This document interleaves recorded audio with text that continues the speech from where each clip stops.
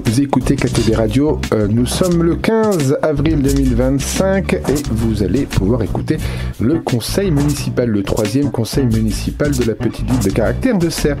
Programme très important pour ce conseil municipal puisque nous allons traiter ici du budget primitif de l'année 2025 avec donc des chiffres importants qui vont pouvoir vous donner une idée des différents projets, entre autres, sur lesquels la mairie va se porter cette année. En plus, voilà, donc de réponses qui pourraient vous intéresser quant à l'augmentation ou la diminution de certaines taxes. Voilà pour ce programme. Donc, on est ensemble pendant à peu près 2 heures. N'hésitez pas à réagir, évidemment, aux annonces données par la mairie et à être présent au prochain conseil municipal, qui sont généralement tous les premiers mardis du mois. Voilà, bonne écoute et à tout à l'heure. Bon, on va peut-être pouvoir commencer. Bonsoir à tous, la séance est ouverte. Donc on salue l'arrivée au conseil de Yves Bonnier, puisque c'est son premier conseil municipal, bienvenue. Et puis on salue aussi la présence de KTB Radio pour l'enregistrement, en espérant que cette fois-ci, il n'y ait pas de problème technique. On commence l'ordre du jour par la nomination d'un secrétaire de séance et je vous propose Adrienne Gauthier. Tout le monde est d'accord? Oui. Alors par rapport à cette séance, il y a 2 procurations. Il y a Pauline Arlot qui a donné procuration à Véronique Arlot et il y a Jacqueline Denut qui a donné procuration à Arlette Meyer et on a Louis Pesin qui est excusé. Voilà. Donc on va passer à l'approbation du procès-verbal du conseil municipal du 18 mars 2025. Je pense que tout le monde l'a eu. Est-ce que vous avez des observations ou des remarques? Non. Non? Donc il est adopté à l'unanimité. Merci. Ensuite, on passe aux décisions prises par délégation. Alors, il y en a eu quelques-unes. Il y a eu une décision qui concerne un bail commercial 9 bis rue Raymond Varenfrein. C'est un bail commercial pour une crêperie, enfin pour tout commerce exactement, qui a été conclu avec Petra Koch, ici présente, à partir du 15 mars 2025 pour une durée de 9 ans. Et le montant du loyer mensuel est fixé à 360 € hors charge. Ensuite, il y a eu 3 décisions qui concernent le droit de préemption urbain. La première, c'est une vente d'une parcelle qui se trouve rue Roger Tessé. C'est un garage et une cave pour une superficie de 163 mètres carrés et un prix de 10 000 €. Il y a eu aussi une vente dans le village retraite, un pavillon au 12 avenue de la Flamanche. Donc c'est un pavillon qui a été un petit peu amélioré, donc avec 350 mètres carrés de terrain, plus une maison d'habitation et pour un prix de 200 000 €. Et puis la 3e vente, ça concerne des parcelles. Donc c'est la parcelle AC1, AC123, AC126, AC127, chemin de Chauvin. Donc c'est une maison d'habitation de 228 mètres carrés avec cabanon et terrain pour le prix de 231 000 €. C'est à côté de chez toi, Raymond. Ouais. Voilà. Ouais. Donc là, la commune n'a pas fait valoir son droit de préemption puisqu'il n'y avait rien qui nous intéressait. On va maintenant passer au gros morceau de la soirée et je vais donner la parole donc à Delphine et à Cécile. Donc on va voter les budgets. Il y en a 4. Il y a le budget de fonctionnement général de la commune, il y a le budget de l'eau et puis il y a les 2 budgets qui concernent les lotissements. Donc on a essayé de vous faire une présentation synthétique. Vous avez reçu depuis une dizaine de jours le détail. Donc n'hésitez pas à poser des questions. Je pense que Nathalie, Cécile ou même Delphine sont là pour vous répondre. C'est bon? Allez, c'est parti. Voilà, donc le budget primitif 2025 qui est voté au niveau des chapitres, c'est écrit comme suit. La section de fonctionnement, un budget de 2 13 769 et la section d'investissement, 3 84 934. Pour la section de fonctionnement, donc vous avez dans la première colonne le BP 2024, dans la seconde vous avez le BP 2025 et dans la dernière l'écart en euros. Alors comme pour les comptes administratifs du dernier conseil, il y a des choses qui ont changé de chapitre, donc ça peut expliquer quand même les gros écarts les variations, de certaines lignes. Donc on a notamment dans le chapitre 11, donc on a une augmentation de 177 116 euros, je laisse les centimes, donc qui s'explique en grande partie par des achats de prestations de services qui étaient dans un autre chapitre pour 100 000 euros,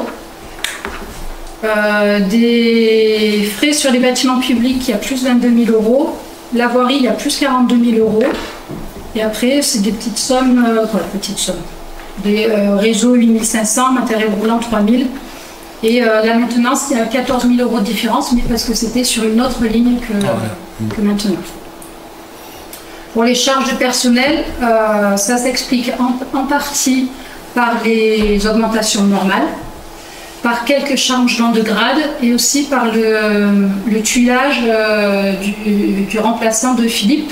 Voilà. Et le fait que Philippe a beaucoup de congés à prendre, donc le tuilage, l'embauche va être... Philippe doit nous quitter normalement au mois de juillet. On est déjà en train de travailler un petit peu sur son remplacement puisqu'on a reçu une dizaine de candidatures. On en a retenu 3. On va les recevoir la semaine prochaine parce que certains ont des préavis à donner et on est pile dans les temps. Et l'idée, c'est de faire un tuilage au moins un mois entre Philippe et la personne qu'on va recruter. Au niveau des charges de personnel, il y a aussi les caisses de retraite qui ont beaucoup augmenté, je crois de 4 points, hein, c'est ça, 4%. Et puis on a aussi prévu en fin d'année peut-être l'embauche de la bibliothécaire. Parce que comme elle doit arriver 2 ans avant l'ouverture de l'école du socle et que l'ouverture est prévue normalement, si tout va bien, en septembre 2027, on serait peut-être obligé de l'embaucher à partir de l'automne. Ouais. D'accord. Et dans les petites variations aussi, il y a le fait que jusqu'à présent ne bénéficiaient des tickets restaurants que les salariés titulaires, alors que ça doit s'appliquer à tout le monde. Donc là, il y a une augmentation des tickets restaurants sur 2025. Je ne sais pas, la proportion, c'est pas la plus grosse somme. Après, dans les autres gestions, les autres charges de gestion courante, il y a une grosse part de l'augmentation qui est due au versement du budget général vers le budget de l'eau. Et dans les charges financières, c'est notamment les intérêts des emprunts qui augmentent. Voilà, donc le budget de l'eau, et vous verrez, il est très déséquilibré. L'année passée, on avait un déficit, je crois, en fonctionnement de 85 000 euros. Donc malheureusement, on ne va pas pouvoir continuer comme ça. Il va falloir que petit à petit, on remonte un peu le prix de l'eau, parce qu'actuellement, les Serrois ne paient pas le vrai prix de l'eau. Normalement, le budget de l'eau, il faudrait qu'il soit équilibré sans versement. Et l'année passée, je crois qu'on a versé 128 000 en tout. 128 000, c'est pour cette année. Pour 128 000 pour cette année. C'est 30 000 l'année dernière. Donc il va falloir qu'on augmente un petit peu le prix de l'eau parce que là on n'est vraiment pas cher. On avait baissé un petit peu le prix de l'abonnement parce qu'on avait augmenté, on était passé de 80 centimes à 1 euro le mètre cube pour avoir droit aux primes de l'agence de l'eau. On avait baissé l'abonnement de moitié, mais malheureusement, on s'est aperçu qu'il y avait beaucoup moins de consommation d'eau puisqu'on est passé de 63 000 m3 à 57 000, donc moins de recettes. On commence aussi à avoir des frais sur la station d'épuration puisqu'on a changé des pompes, on a changé des bulleurs, ce qui fait que malheureusement, il y a un déficit et on ne peut pas continuer à avoir chaque année un versement de 128 000 euros parce que c'est au détriment du budget général et c'est un peu dommage. Mais on a une petite marge puisque je vous l'avais dit la dernière fois, le prix de l'eau à serre, pour 120 mètres cubes et une famille de 4 personnes, en gros, si on prend le prix de l'eau, le prix d'assainissement, l'abonnement, on est à 2,64 €, je crois, et la moyenne au niveau de la Comcom, c'est 3,22 €, je crois. Donc on a une petite marge, on peut essayer de se rapprocher de la moyenne de la Comcom. Voilà. On en reparlera au mois de juin, puisque c'est au mois de juin qu'on vote les tarifs de l'eau. Donc on a un budget total pour 2025 de 2 13 769, on a vu sur la première page. Alors les recettes, comme pour les charges, il y a des changements de ligne qui expliquent certaines variations, notamment dans le compte 70 produits et services. Pour 2025, on a la cantine qui est là-dedans, alors que sur le BP 2024, elle était au 74. Donc, oui, c'est ça. Donc on a, dans les produits et services, on a 83 000 € donc de cantine. On a des frais qui sont facturés au budget de l'eau. Et on a la tome des locataires qui était ailleurs avant, qui explique, l'écart s'explique quasiment par ces trois postes-là. Dans les impôts et taxes, c'est une diminution déjà de 16 000 € sur les ventes par rapport au département. Le département, il verse en fonction des ventes sur serre et on estime les ventes 2025 moins élevées. Ouais. Dans le 731, les impôts directs, on a donc 36 522 de diminution qui s'explique déjà par 33 000 d'impôts directs, d'impôts locaux diminués, et la tome qui est passée dans le chapitre, dans le premier chapitre. Et donc dans le 74, dotation, subvention et participation, donc il y a moins 13 569 de DSR. Non, il y a plus 31 500 de DSR, pardon. Il y a des contrats aidés qui s'unissent, donc il y en a pour à peu près 15 000 € en moins. Et il y a les participations des communes à la cantine qui augmentent de 18 000 €. Et par contre, la cantine qui est passée dans l'autre chapitre qui fait ce résultat-là. Donc pour le budget 2025, on a un excédent reporté de 331 183,40 et donc on a un total de recettes de fonctionnement de 2 13 769 pour équilibrer, contre 1 853 511 en 2024.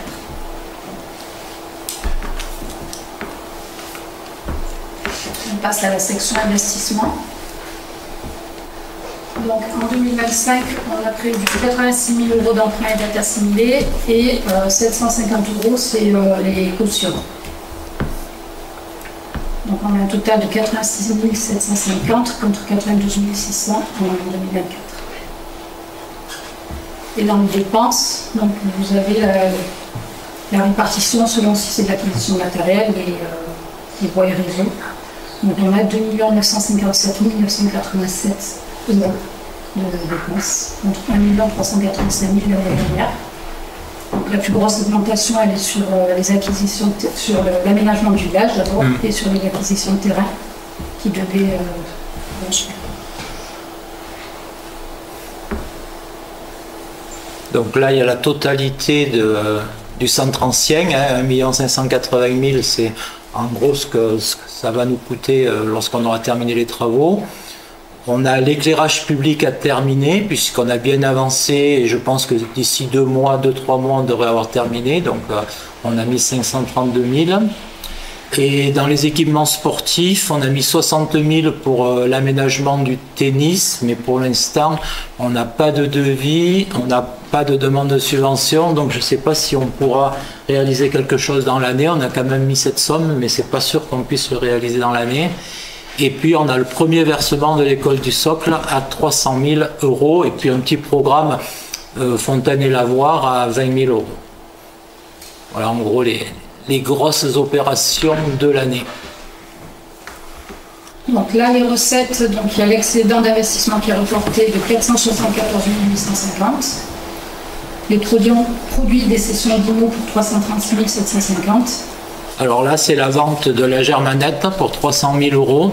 Normalement, on doit signer avec M. Soignou le 5 mai. Et les 36 750, c'est la vente du petit cabanon à Dominique Van Ozer Le petit cabanon qui est juste en dehors de la base de loisirs. 300 000 euros, c'est que l'assise foncière, hein, c'est pas les bâtiments. Ouais.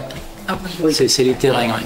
Les terrains. Les bâtiments, Les bâtiments, ils sont là encore. Ouais, ça. voilà.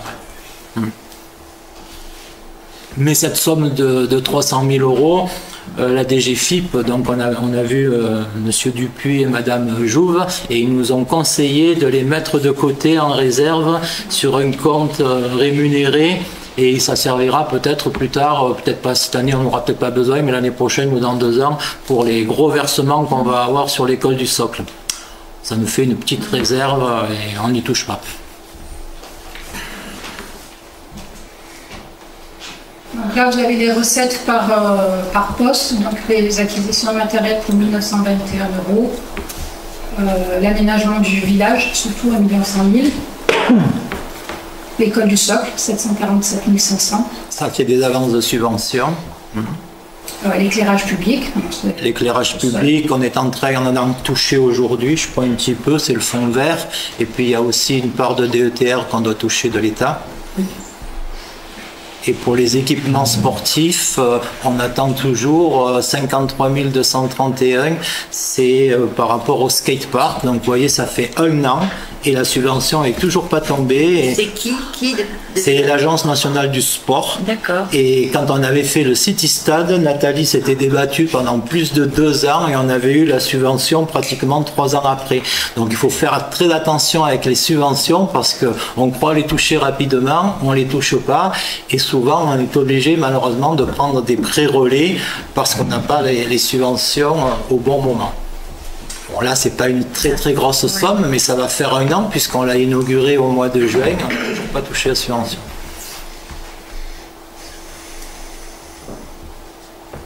Est-ce qu'on les vote une parole? Oui, d'accord.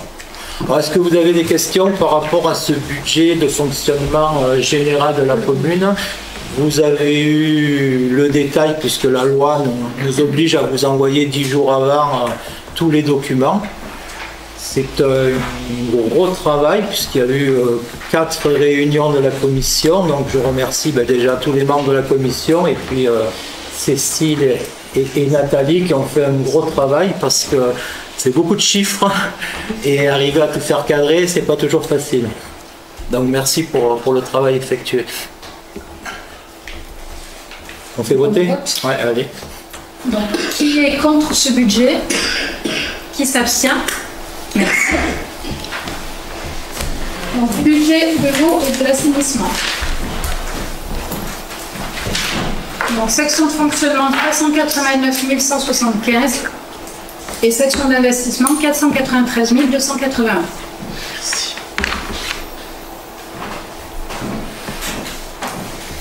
Donc là, vous voyez que l'écart il est plutôt négatif. On a essayé de serrer au minimum, au maximum les dépenses. Ouais. Donc on a un budget avec un déficit de fonctionnement reporté de 85 145. Alors que l'année d'avant, vous voyez, il était que de 19 150. Donc en une année, on a un déficit de 65 000 euros, presque 66. Ce qui fait que les dépenses sont augmentées de presque 40 000 euros, alors que si vous regardez toutes les lignes, on a diminué à part dans les charges financières, qui s'expliquent par les emplois. En face, les recettes elles diminuent aussi, puisqu'il y a moins d'utilisation d'eau. Il y a une subvention aussi. Un peu plus de produits de gestion courante. C'est la TVA. La TVA. La TVA, d'accord. Ah oui, c'est ça. On devait recevoir en 2024, on n'a pas eu. Ouais, on a touché cette année. On a touché 2025. Ouais, d'accord. Ouais. Et oui, les 142 000 qu'il y a dans la deuxième ligne, c'est la subvention du budget, une partie de la subvention du budget général au budget de l'eau. Pour équilibrer. Pour équilibrer. C'est très grande partie. En investissement, donc on a une augmentation des emprunts, comme on l'a vu sur la première page, et une augmentation des immobilisations. Corporel. C'est pour ça. Oui, c'est tous les travaux qu'il y a eu.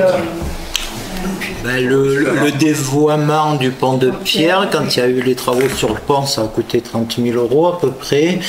Il y a eu les pompes de relevage d'Isclamar, oui, c'est tous ces frais. Et par contre, les immobilisations en cours de venue, puisque elles sont finies, passent. Donc, dans les recettes, on a l'excédent d'investissement reporté de 100 349 €. Les dotations pour presque 50 000 € et les emprunts qui sont de 200 000 €. Donc là, pas de gros travaux de prévus en investissement sur l'eau, à part les travaux de réseau du centre ancien et les 200 000 €, ça correspond justement à l'emprunt pour les réseaux du centre ancien. Alors pareil, on fait voter. Donc, qui est contre ce budget de l'eau et de l'assainissement? Qui s'abstient? Merci. Donc là, on va voir les deux budgets des lotissements, puisque vous vous rappelez, on avait un seul budget, on les a séparés entre le lotissement des jardins de Fontainebleau et le lotissement de Chaussaïs. Chaussaïs, oui. Donc le budget du lotissement des jardins de Fontainebleau, section de fonctionnement 339 313,93 et section d'investissement 249 735 000 €, 735 €. La section de fonctionnement est votée en suréquilibre pour un montant de 4 465,91 et la section d'investissement est votée en suréquilibre pour un montant de 38 443,67 €. Avec les proposés de vote.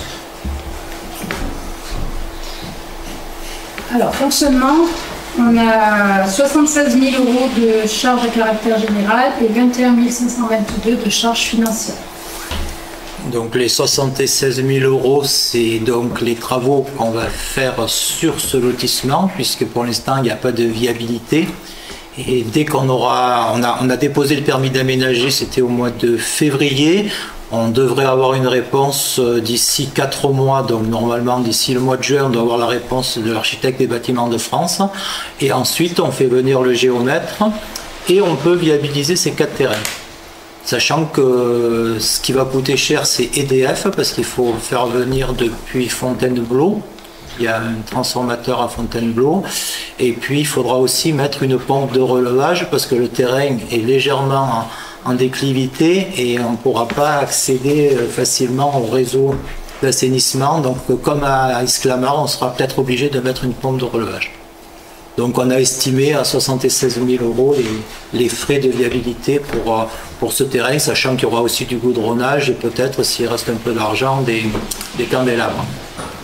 Dans le projet, il y a 3 candélabres de prévus pour l'éclairage public. Il y aura encore des fouilles? Je pense pas. C'est pas sur la même parcelle. Hein. C'est l'autre. C'est de l'autre côté. C'est de l'autre côté. C'est le petit terrain en face de chez Vial, là, où on va faire 4 lots et on a déjà pas mal de demandes de gens qui sont intéressés. En plus des jeunes Serrois, donc ce serait plutôt bien. Donc, dans les recettes, on a les ventes de produits finis pour 154 313,53 € et un excédent de fonctionnement reporté de 40 centimes. Pour l'instant, on ne sait pas encore à combien on va les vendre, ces terrains, puisque ça va dépendre pour beaucoup des viabilités. Mais on sera obligé de les vendre beaucoup plus cher que de l'autre côté, parce que de l'autre côté, on les avait achetés 11 € le mètre carré, c'était des terrains agricoles et au PLU, on les avait pas assez constructibles. Là, on les a achetés beaucoup plus cher et il va y avoir sûrement plus de frais de viabilité aussi. Donc peut-être que si on avait calculé avec Nathalie, que ça serait peut-être aux alentours de 70 €. Au départ, on voulait les vendre moins cher, mais si on les vend à 50 €, on est perdant.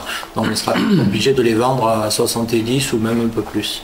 Et la superficie des parcelles? Elles sont pas très grandes, elles font au maximum un peu plus de 700, oui les plus grandes c'est 750 et les plus petites c'est 650 à peu près. Une moyenne de 700 mètres carrés par parcelle.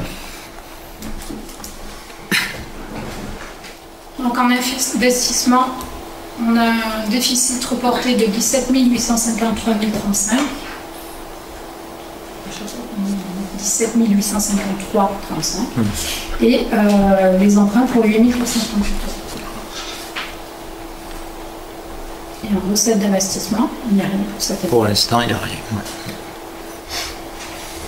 Nous passons au vote. Qui est contre ce budget de lotissement des jardins de Fontainebleau? Qui s'abstient? Merci. Et donc le dernier budget, le budget des lotissements, puisque c'est dans celui-là qu'il y avait les 2 lotissements.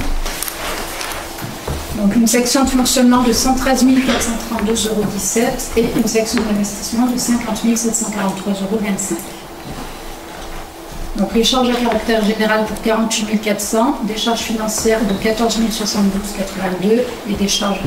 Non, oui, je viens de charger. Oui, le 65, c'est charges à caractère général pour 14 000 et charges financières pour 216,10 €. Il n'y a pas de déficit de fonctionnement sur ce budget. Donc dans celui-là, des produits de service pour 62 605 et le déficit, non, l'excédent de fonctionnement reporté de 50 827. Le déficit d'investissement reporté de 25 904,55 et pour les emprunts et dettes, 24 838,60 €. Et il n'y a aucune recette puisque c'est un budget qui est terminé. Oui, là, on va pouvoir le clôturer. Il y a encore du goudronnage qui va être fait au mois de mai par la routière du Midi sur le chemin qui dessert les 4 maisons. Et il y aura aussi une barrière qui va être rajoutée au pont à côté de Émilie Angeli. Là, c'est un peu dangereux, donc il y a une barrière qui va être faite pour éviter que les voitures tombent dans le ruisseau. Et ensuite, on pourra clôturer ce budget et vous verrez que on sera, je pense, ou perdant ou à peine à l'équilibre sur ce budget. Bon, on ne voulait pas faire de bénéfices, mais on ne voulait pas non plus être perdant. Donc, qui est contre ce budget des lotissements? Qui s'abstient? Merci. Donc, un grand merci à toute la commission et à Cécile et Nathalie. Bravo. Bravo quand même. Alors on continue l'ordre du jour. Donc à la suite du budget, on va parler maintenant de la fiscalité. Donc dans le budget, on avait prévu au niveau des impôts une somme qui est de 446 865 et donc on a décidé, si vous en êtes d'accord, de ne pas augmenter les impôts encore cette année. Ça fait plusieurs années qu'on ne les augmente pas. Donc le taux qu'on avait voté l'année passée, il est de 38,99, mais là-dessus, il y a une partie qui va au département. En fait, le taux que nous, la commune de Serres, on applique, il est de 12,89%. Vous prenez votre base fiscale, vous appliquez ce taux et vous avez la somme qui revient à la commune de Serres. Ça, c'est pour le foncier bâti. Pour le foncier non bâti, le taux est de 76,38. Et pour la taxe d'habitation des résidences secondaires, c'est 9,17. Et donc, on vous propose cette année de ne pas toucher aux impôts. On sera sûrement obligé d'y toucher quand on sera sur l'école du socle et les gros remboursements d'ici 2-3 ans peut-être. Mais pour l'instant, tant qu'on peut continuer à fonctionner comme ça, c'est plutôt une bonne chose. Voilà. Est-ce que vous avez des questions par rapport à cette fiscalité ? On vote les taux. Qui est contre? Qui s'abstient? Merci. On continue l'ordre du jour avec l'étude d'impact de l'école du socle. Comme c'est un gros projet, la préfecture nous a demandé une étude d'impact. C'est obligatoire. Donc Nathalie a fait un gros travail. Vous avez eu, je pense, le document. Alors on va peut-être pas tout le lire parce qu'il y en a une vingtaine de pages, il y a beaucoup de tableaux, il y a beaucoup de chiffres. Ce qu'il faut retenir, c'est que globalement la commune de Serres va mieux puisque on a joint dans cette étude d'impact une étude qui avait été réalisée par la DGFiP de Sisteron sur le comparatif entre 2020 et 2024. Donc on a de la trésorerie qu'on n'avait pas avant. On a une capacité de désendettement, on l'avait expliqué la dernière fois, qui est de 4 ans, puisqu'on a à peu près une dette aux alentours de 500 000 euros. On avait cette année dégagé 123 000 euros d'investissement. Donc on peut en 4 ans rembourser notre dette et ça veut dire qu'on est dans le vert.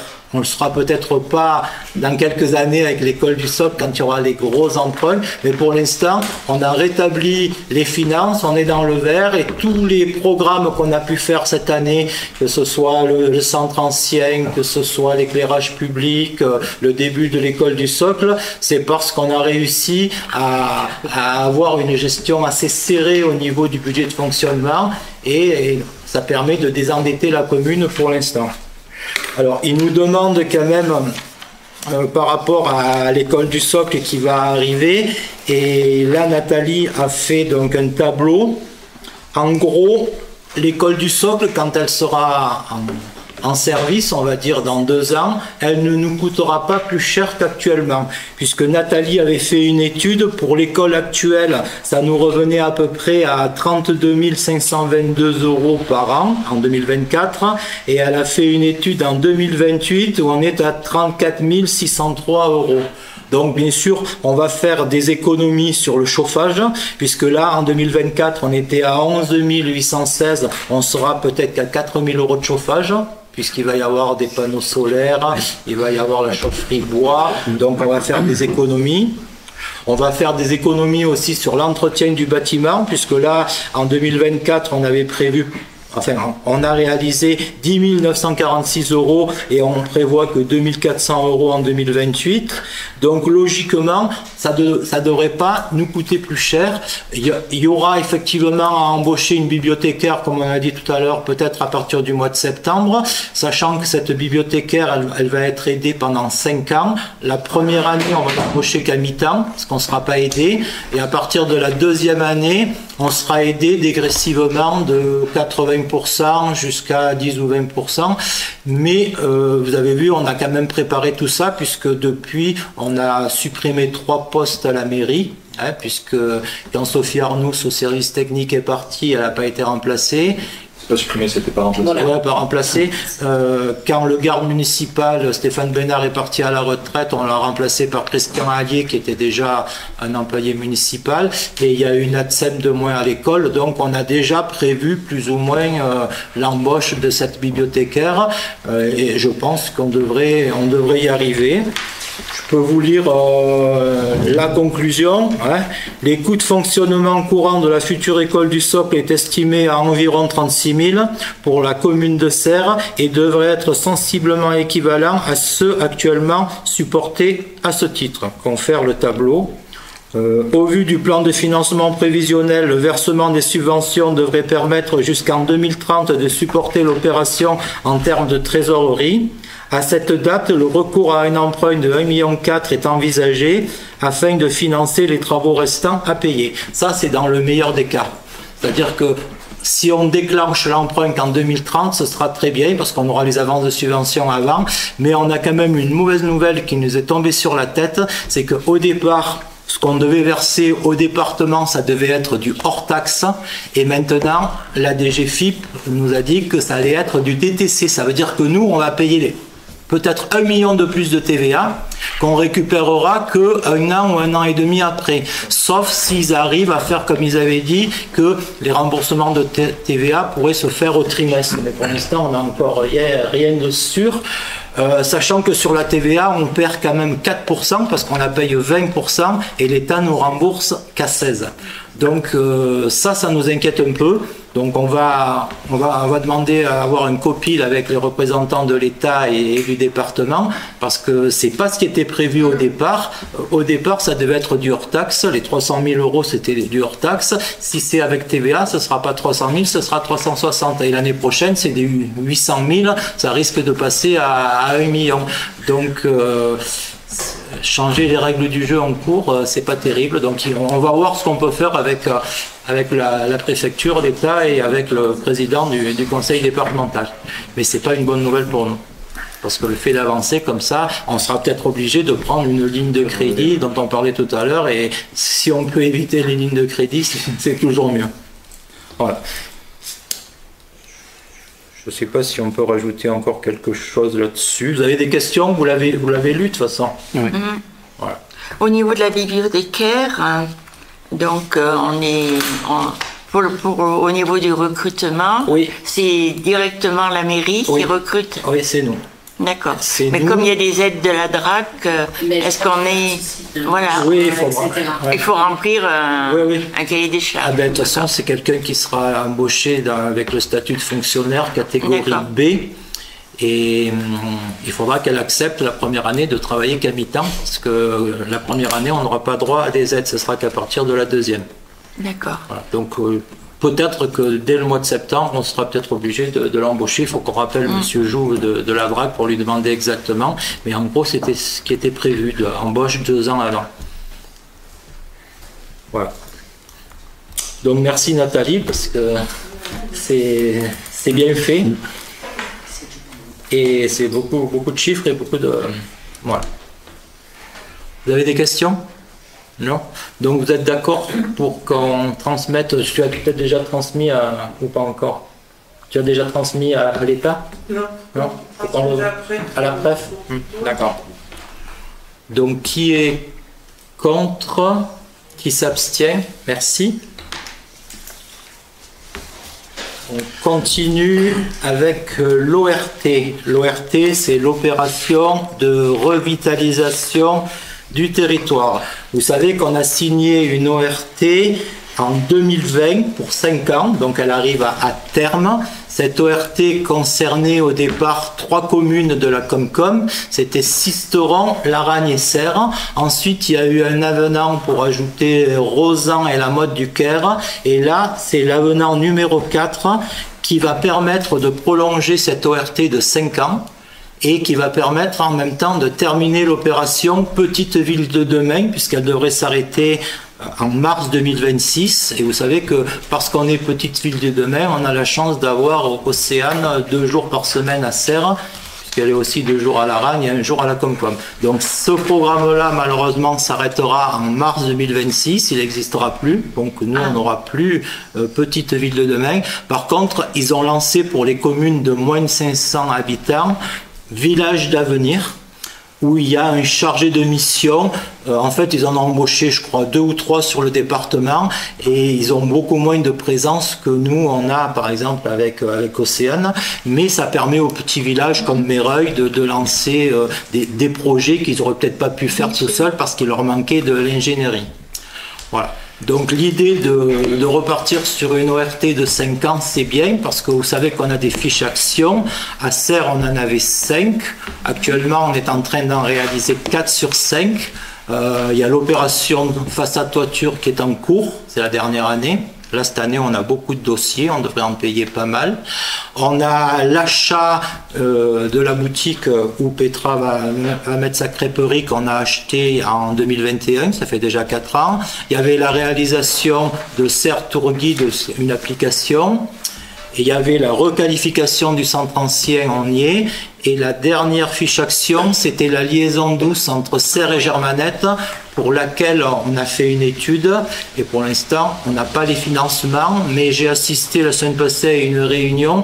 Et, au niveau de la Comcom, ils vont faire donc une étude entre Serres et Sisteron pour faire le Bioche à vélo, qui pourrait après continuer par Sigotier, Aspremont, rejoindre Vennes et rejoindre Gap et rejoindre la Via Durantia qui part déjà de Monetti-Allemand et qui va jusqu'en Avignon ou même à Marseille. Et là, si on arrivait à faire cette liaison douce, ça serait intéressant pour nous parce que nous, on aurait le morceau entre Serres et la Germanette. Voilà. Donc ça, la Comcom travaille dessus. Nous, on a payé une étude qui nous a coûté d'ailleurs assez cher. Hein. Je ne sais plus, tu as payé combien la dernière fois, l'Alpicité? C'était assez cher. Hein. Combien? Ouais.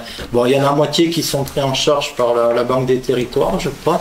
Mais on a le projet qui est prêt. Pour l'instant, il n'est pas financé parce que rien que le départ à Serres, c'est le gros morceau. C'est soit une passerelle sur le Bioche entre notre centre technique et U, c'est 1 million d'euros. Soit c'est une passerelle en encorbellement entre le pont de Serres et le Moulin pour élargir un peu la voie et pour que les piétons passent sur la passerelle, c'est aussi 1 million d'euros. Donc c'est des sommes importantes et vu tous les projets qu'on a, pour l'instant on ne peut pas le financer, mais j'aimerais bien qu'un jour on y arrive. Ouais. Tyrolienne. Hein? Tyrolienne. Tyrolienne, ouais. Ouais, peut-être. Voilà. Est-ce que vous avez des questions par rapport au renouvellement de cette ORT? Non. Non? Donc vous êtes d'accord pour qu'on signe l'avenant qui va être signé donc par les 5 communes, donc Sisteron, Laragne, Serres, Rozan, La Motte-du-Caire, plus les présidents des départements du 04 et du 05. Donc là, il ne reste plus qu'à signer. Et puis, il y a bien sûr aussi le préfet qui signe, le préfet de la Drôme, le préfet, parce qu'on a aussi 3 communes dans la Drôme. Hein. On a le préfet des Hautes-Alpes et le préfet des Alpes de Haute-Provence. Voilà. Donc, c'est bon, on a voté? Oui. Ok. On passe à la suite. Alors la suite, c'est le canal de Aublème. Et là, je vais laisser la parole à Adrien, puisque c'est un sujet qu'il connaît bien. C'est par rapport à l'ASA, l'association syndicale autorisée, qui sont faites à la base pour les irrigants, plutôt les agriculteurs, dont des fois des privés aussi pouvaient s'en servir. L'ASA de Aublème, elle a été utilisée il y a 10-15 ans qu'elle n'est plus utilisée. Et la TDT et l'État, ils remettent un peu tout à plat et ils essaient de recenser un peu les ASA qui sont actives et non actives. Et donc l'ASA de Aublème, elle est inactive depuis pas mal d'années, puisqu'il n'y a pas eu de conseil d'administration, il n'y a pas eu de budget de fait, il n'y a rien eu. Donc en fait, pour éclaircir tout ça, et bien, ils demandent à arrêter, à clôturer l'ASA de Aublème. Et au niveau des conséquences, alors? Aucune, parce que les propriétaires, il y a des ASA où les canaux appartiennent à l'ASA. Ouais. Et là, en l'occurrence, non, les canaux appartiennent aux propriétaires. Donc non, c'est juste clôturer l'ASA de Aublème, c'est tout. C'est pas comme le canal de Buin.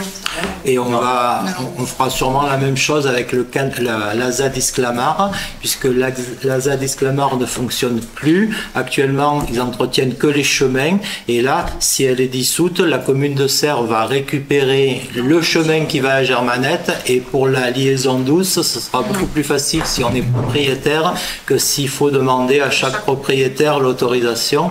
Là, on a eu une réunion avec la préfecture, avec la DT, et maintenant Michel Gauthier, qui est président, doit faire une réunion pour dissoudre, et ensuite on pourrait récupérer ce chemin qui est en partie goudronné et l'autre partie qui n'est pas goudronnée, mais pour la commune de Serres, je pense que c'est un plus.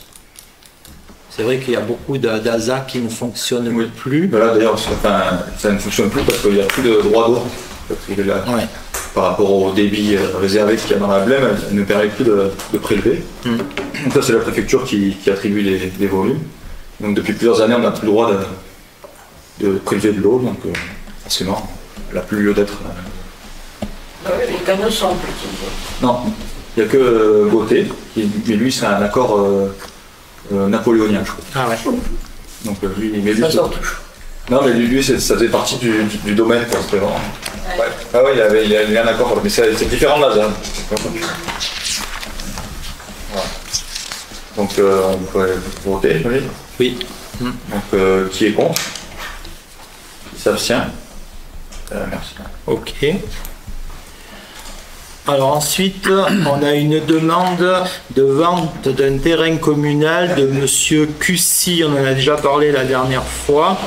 Donc Monsieur Cussy, ici il y a le parking. Monsieur Cussy est propriétaire de ce morceau-là, de cette maison-là. Il a racheté ce bout-là et le morceau qui l'intéresse, c'est le morceau qui est entre les deux.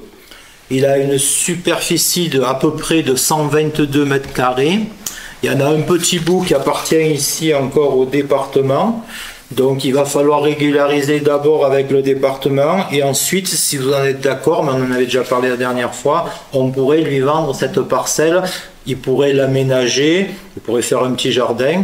Donc il faut qu'on détermine aujourd'hui un prix, sachant que la dernière fois on avait parlé d'une trentaine d'euros parce que les terrains constructibles à Serres c'est entre 50 et 70 euros, donc si on prend la moitié 60, on divise par deux parce que c'est quand même un peu en pente, c'est pas un super terrain. On peut partir sur une base de 30 ou 35 euros, je ne sais pas ce que vous en pensez, c'est à vous de dire ce que Au vous niveau en pensez. superficie, ça fait 122 ou 123 mètres carrés, on l'a calculé comme ça sur l'ordinateur, mais on le saura exactement quand le bornage sera fait. En fait, on couperait ici, à ce niveau-là, parce qu'à côté, c'est la maison de la maman de Karen. Voilà. Donc pour pas...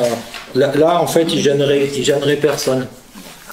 Jusqu'avant, il y avait une forge qui appartenait à M. Givaudan, et là c'était embêtant, mais là maintenant, puisqu'il est propriétaire de l'ancienne forge, il gêne personne. Frais de bornage, frais de notaire.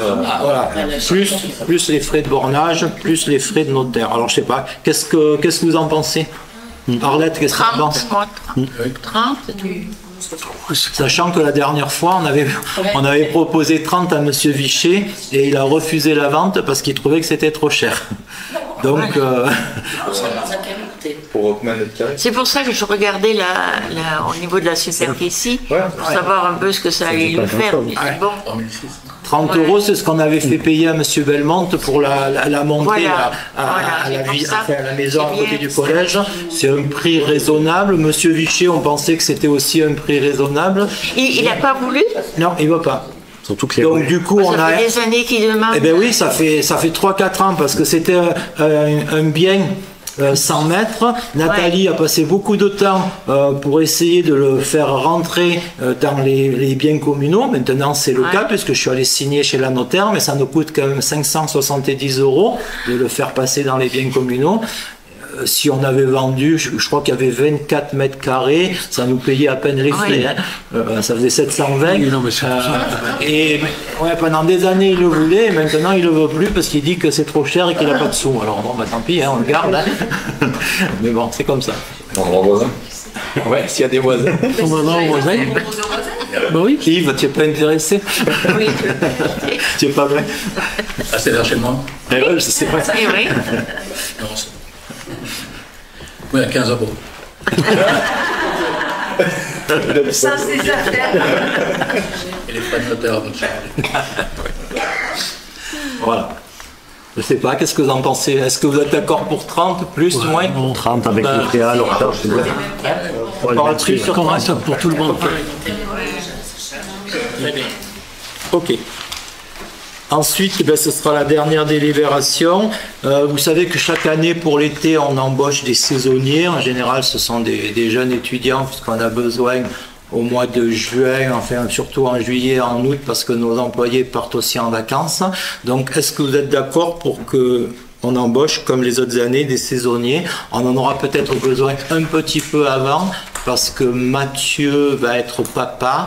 Et comme il va être papa, il va s'occuper de son petit et il risque d'arrêter fin mai, hein, c'est ça? Fin mai. Donc on sera peut-être obligé d'embaucher un peu plus tôt, peut-être au mois de juin. L'année passée, on avait embauché en juillet, en août des étudiants, donc on verra un peu. En fait, il faudrait peut-être une personne pour remplacer Mathieu qui remplace Henri et une seconde pour la saison. oublié des trucs. C'est ça. La cantine, Even, la convention. T'as pas oublié des trucs là? Comment? T'as pas oublié des trucs? Ah oui, on a oublié la cantine scolaire. Oui. Allez, alors, oui, tiens, vous avez raison. Voilà. Oui, oui, oui. Vous avez des questions par rapport aux emplois saisonniers? C'est comme chaque année. Là. Oui. Donc, qui est contre? Qui s'abstient? Merci. Si vous connaissez des gens qui sont intéressés. Voilà. Si vous connaissez des jeunes qui ont une 18 ou 20 ans, Il y en a peut-être de l'année dernière qui repostulent, qui étaient bien. Non, eh ben non, parce qu'apparemment le Joris travaille. Bon. Donc, Je parle. si vous pense à connaissez lui qui était bien. des jeunes qui ont 18, entre 18 et 20 ans, ouais. Il est trop vieux le gym. Voilà. Et donc on a oublié le périscolaire, c'est Véronique qui va vous en parler. Donc pour la cantine, mais enfin, c'est plus une information qu'autre chose, quelque part, on garde le choix, vous l'avez reçu, donc c'est le prix du repas à la cantine. Donc il s'élève à 10,20 € contre 9,76 € pour les années précédentes. Donc ça s'explique par le personnel essentiellement, puisqu'on avait eu pendant 2 ans des emplois civiques, des emplois aidés, etc. que nous n'avons plus, donc forcément ça manque. Après en termes d'effectifs, c'est pas grand jeu, il y a moins d'élèves aux écoles, mais par contre il y en a toujours autant qui fréquentent la cantine. Oui. Est-ce qu'il y a des questions? Dans le prix, il y a tout compris. Alors, il y a le repas, voilà. la garderie, donc la garderie qu'on va facturer à 9,50 €, le repas qui nous est facturé 4 €. 4,40 €. En fait, on avait un petit peu baissé parce qu'il y a quelques années, on faisait payer 5,50 € et on est retombé à 5 €. Aux familles. On fait payer aux familles séroises 5 €, sachant que chaque commune délibère, certaines donnent moins, d'autres donnent plus, Pas du tout. ou certaines pas du tout. Est-ce qu'il y a d'autres questions? Qui est contre? Qui s'abstient? Merci à tous. Et ensuite, on a donc la LSH de Veynes. Donc je pense que vous avez reçu la convention. Alors ça s'explique parce qu'on a 2 enfants qui fréquentent l'école de Serres.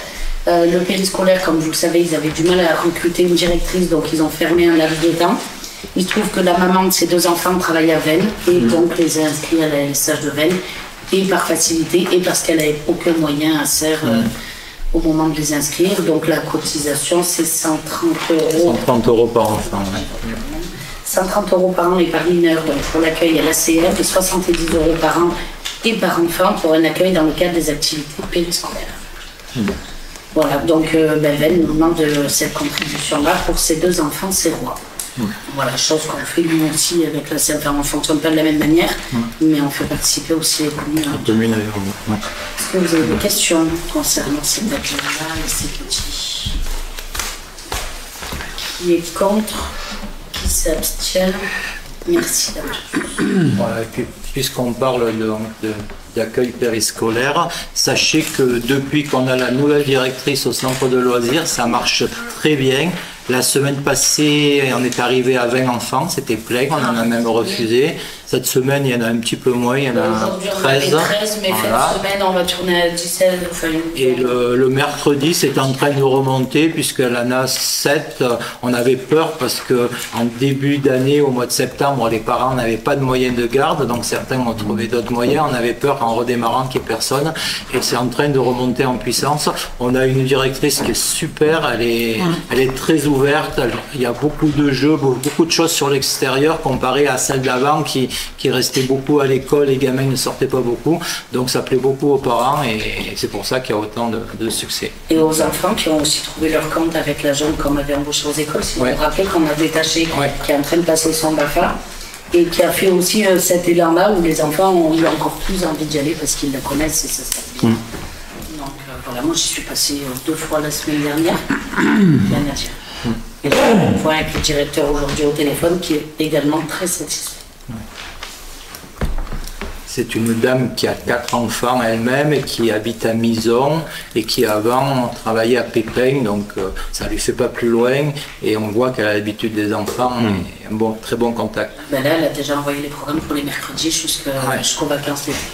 C'est du jamais vu. Donc il y a un programme, il y a des vraies propositions, il y a une grosse com, tous les parents reçoivent des SMS, l'école est informée, la mairie aussi. Oui, puis elles s'ouvrent sur l'extérieur cette semaine, par exemple. Ils vont à l'EHPAD pour travailler sur les œufs de Pâques. La semaine passée, ils ont fait une kermesse, ils ont fait venir le centre de loisirs des 3-6 ans et ils ont aussi fait venir le centre de loisirs de Garde-Colombe. Ils ont fait venir ces 3 centres. Il y avait, avec Raymond, on y est allé, il y avait une 50aine d'enfants et il y avait des jeux en bois. C'est une belle journée, hein. Ils se sont régalés, les enfants. Je crois qu'ils sont mis en rapport avec la MJC aussi. Oui, ils sont ouverts à beaucoup de choses. Et ils font aussi la découverte du village. chose qu'on avait demandé très longtemps, qui n'était pas arrivé. Ils vont fréquenter la Germanette, ils restent aussi dans le c'est pas que des déplacements de droite. Peut-être que c'est bien. On va reproposer le concours photo, on espère qu'ils vont y participer, à mon avis, je pense. Ils perdent. C'est un peu juste. Voilà, ben là je crois qu'on a terminé l'ordre du jour. On va passer aux questions diverses. Alors j'ai quelques questions diverses. Alors on a reçu lundi une lettre de l'association Serre-les-Arts qui est en très grosse difficulté et qui nous demande une exonération supplémentaire, puisque vous savez que la dernière fois on a voté la gratuité à partir du mois d'avril jusqu'au mois de décembre, mais là ils sont en très grosse difficulté parce que ils sont en train de licencier 2 personnes. Il y a des artistes qui n'ont pas été payés suite à la manifestation du mois de septembre et ils attendent une subvention du programme Leader, mais comme ils ont une inspection, ça va dépendre si l'inspection se passe bien. Je crois qu'il y a 23 000 € à la clé. Je ne sais pas si tu veux rajouter des choses puisque tu les as eues récemment. Eh ben, j'ai eu Paul Richet ce matin au téléphone, justement. Bon, ben, on a parlé de plusieurs choses. Effectivement, il va avoir un contrôle Leader. Ah, c'est ça.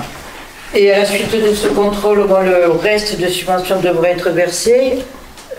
Moi aussi, je vais intervenir, mais c'est ça. Voilà, c'est autour de 24 000 €.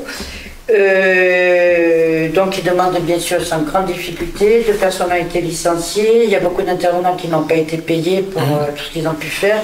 Ils interviennent dans les prisons, ils interviennent sur pas mal de choses. Je regarde. Et Paul me disait aussi que pour pouvoir mettre en place l'exposition du mois de septembre, c'est pareil, ils aimeraient bien avoir de l'aide. Alors, en tant qu'avoir des bénévoles, par exemple, savoir si un employé municipal pour aussi leur apporter de l'aide, que ce soit pour les installations. Ça, on l'a toujours fait, hein, parce que Vincent a toujours aidé à l'installation des œuvres. Ouais. Et on est en train de voir, il y a des travaux dans le centre ancien, pour voir à quel endroit les expositions pourront se faire. Cette année, c'est compliqué. On a déjà réservé la salle Gimbert, donc comme les autres années. Où on dit que ça peut être aussi un moyen de repli si des fois il y a de la pluie. Enfin, bon. On va demander. La rue, on va y poser la rue en travaux, là. Elle ne sera pas du tout opérationnelle à Serre-les-Arts, c'est ça. Si, en fait, la rue Henri Peuzin, elle sera peut-être terminée parce qu'on a commandé les pavés, on va les recevoir mi-juin. Donc peut-être que la partie sur le replat et la descente ce sera fait, mais par contre là devant la mairie ou vers l'école, ce sera pas prêt. Hein. Ni la descente. Ni la descente. Ouais. Donc c'est vrai que c'est compliqué. Oui, de toute façon, on leur a demandé des plans B parce qu'on ne sait pas trop où on va. Cette année, ça risque d'être un peu compliqué. On peut me demander si c'était quand même OK pour la chapelle, la maison Roche, l'écomusée. Oui, le reste. Donc, la chapelle est rapport avec non. La chapelle, je crois que c'est Philippe a dit que c'était extrêmement dangereux et que ça a engagé notre responsabilité. Hein. Elle n'est pas fiable du tout, la chapelle. Ça menace de tomber. Il faut que Philippe, je crois que Philippe... Par rapport à l'année dernière, est-ce qu'il y a eu quelque chose à la chapelle? L'année dernière, il y avait... L'année passée, oui. Il y avait quelque chose à faire. Philippe, mais de miniatures. Voilà. Oui, c'est ça. Mais là, on n'a rien touché, là, depuis ici. Non, mais on a un problème au niveau de la porte qui s'affaisse, là. Donc, on va faire venir Monsieur Garin, qui est architecte du patrimoine, et voir avec lui... la porte en bois? Oui, la porte d'entrée, ouais. Il y a un problème. Et on va voir si on peut l'utiliser ou pas, mais ça paraît compromis. Monsieur Garin, c'est un expert, il nous dira un peu ce qu'on peut faire ou pas. Puis il y a les enduits dedans, c'est quoi. Et les enduits, il nous avait proposé de tout décrouter, de laisser ventiler pendant 1 an ou 2 et de recrépir après. Voilà. Mais là, c'est pareil, il faut faire un dossier de demande subvention. Et pour l'instant, il faut voir avec la Fondation du patrimoine aussi. Oui. Eux, ils pourront intervenir. Et tant qu'on n'a pas les devis, on ne peut pas demander les subventions. Et à mon avis, de cette année, je ne sais pas si on va pouvoir faire quelque chose là-haut. Par contre, Alors, éventuellement, on a parlé aussi de la bibliothèque, voir avec Claude si dans la bibliothèque, faire aussi cette exposition. Est-ce que par rapport à la rue, ça sera possible? Eh bien, ça sera le problème, ça, pareil, ça sera l'accès. Où on en sera, on ne sait pas. À ce moment-là, le rôle de la mairie. Mais oui, mais c'est tout pareil. Ouais, c'est tout pareil. C'est l'accès. Ça va être compliqué, ouais. Ça va être compliqué. Hein. Et à l'Épine, il y a des problèmes aussi pour les peintres à l'Épine, et ils ont délocalisé dans une prairie. Ouais. Voilà, l'année passée, ils avaient annulé les peintres à l'Épine parce qu'il pleuvait. Voilà, mais cette année, c'est parce qu'il y a les travaux à l'Épine. Ah, il y a des travaux aussi? Ah oui, il y a les travaux dans le centre ancien. D'accord. Alors justement, donc, ça, les lieux d'exposition peuvent être vus, en trouver d'autres. Ça, mais pas la semaine prochaine, ils doivent confirmer si l'exposition doit avoir lieu avec leurs partenaires. Ah. C'est pour ça que ils reposaient cette question, savoir s'ils peuvent être aidés et vu qu'ils sont vraiment dans la difficulté, qui peut peut-être annuler. Aider, oui. Après, peut-être qu'il faut faire un peu comme l'année où il y avait le Covid, ils avaient fait hors les murs. Je ne sais pas si tu te rappelles. Il y avait beaucoup de choses qui s'étaient passées sur la place. Est-ce qu'on ne peut pas prévoir quelque chose autour de la MJC la MJC, il y avait toujours plus ou moins un truc. Ouais, mais peut-être rajouter des barnums ou des choses, ou alors annuler, mais ce serait dommage. Après, il y a ça, et puis cette fameuse enveloppe qui est compliquée, parce que si j'ai bien compris, moi, le dossier qui est un peu compliqué, c'est que, par exemple, contrôle leader, c'est chouette, mais le contact qu'a Jules ne peut pas assurer du coup que l'enveloppe pourrait arriver avant l'exposition. Ah ouais. Parce que du coup, voilà, tu sais, il y a des partout sur la grande. Et ça fait très peur, parce que s'ils n'ont pas l'argent avant, là, ce pas revenir. C'est ça, c'est ce que je disais tout à l'heure, c'est les subventions, tu es obligé de prendre des crédits relais ou des choses comme ça. Ce qui est choc, c'est que le leader est sur le truc, et si ça tombe le mauvais jour, mauvais coup de téléphone, et que la personne qui gère ça s'est barrée, il n'y a rien dans 7 ans. Ouais, c'est ça. Là, il est possible qu'il n'y ait plus de serrer d'art du tout. Voilà, donc même par rapport à l'exposition, il y a aussi la difficulté financière qui intervient. Ouais. Effectivement, pour le leader, ils ne seront pas fixés avant de... Ils viennent, ça va aller vite parce qu'il a ses contacts, mais même s'ils ont dit non mais c'est ok, c'est pas eux qui vont appeler tout de suite les gars qui font le virement. Donc, en fonction du temps qu'ils mettront. Donc il va falloir se décider. Il faut qu'on réfléchisse. Le mois prochain, on va passer les subventions. Ils ont aussi demandé 1000 € de plus de subventions. Il faudra voir si on arrive à leur donner dans l'enveloppe qu'on a votée. Parce que là, aujourd'hui, on a, je crois, augmenté de combien? De 2000 €? 2000 €, oui. Ouais, on a augmenté un petit peu, mais on a aussi 3 ou 4 associations nouvelles qui ont demandé.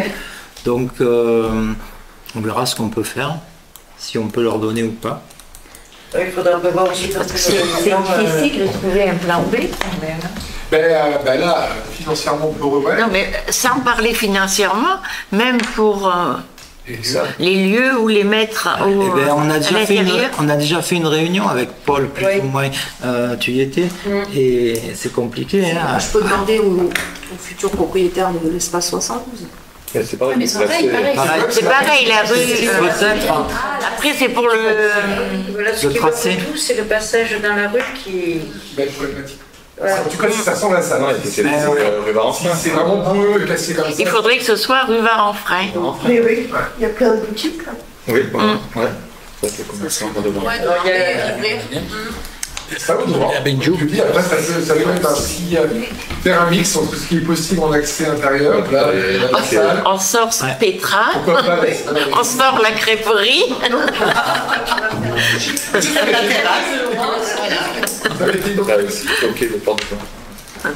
On avait pensé à la salle des fêtes aussi, mais elle est déjà louée, la salle. C'est quand même excentré. Ça ne met pas en valeur le village comme le. C'est un peu dommage. Non, après, c'est changer vraiment le thème pour le coup, c'est une suggestion. Il y a de l'espace vert. C'est essayer peut-être de monter tout un truc sur ce même endroit, là, sous sa réserve, devant là. Le grand terrain vert, si c'est encore accessible. Le terrain. Le terrain La Combe.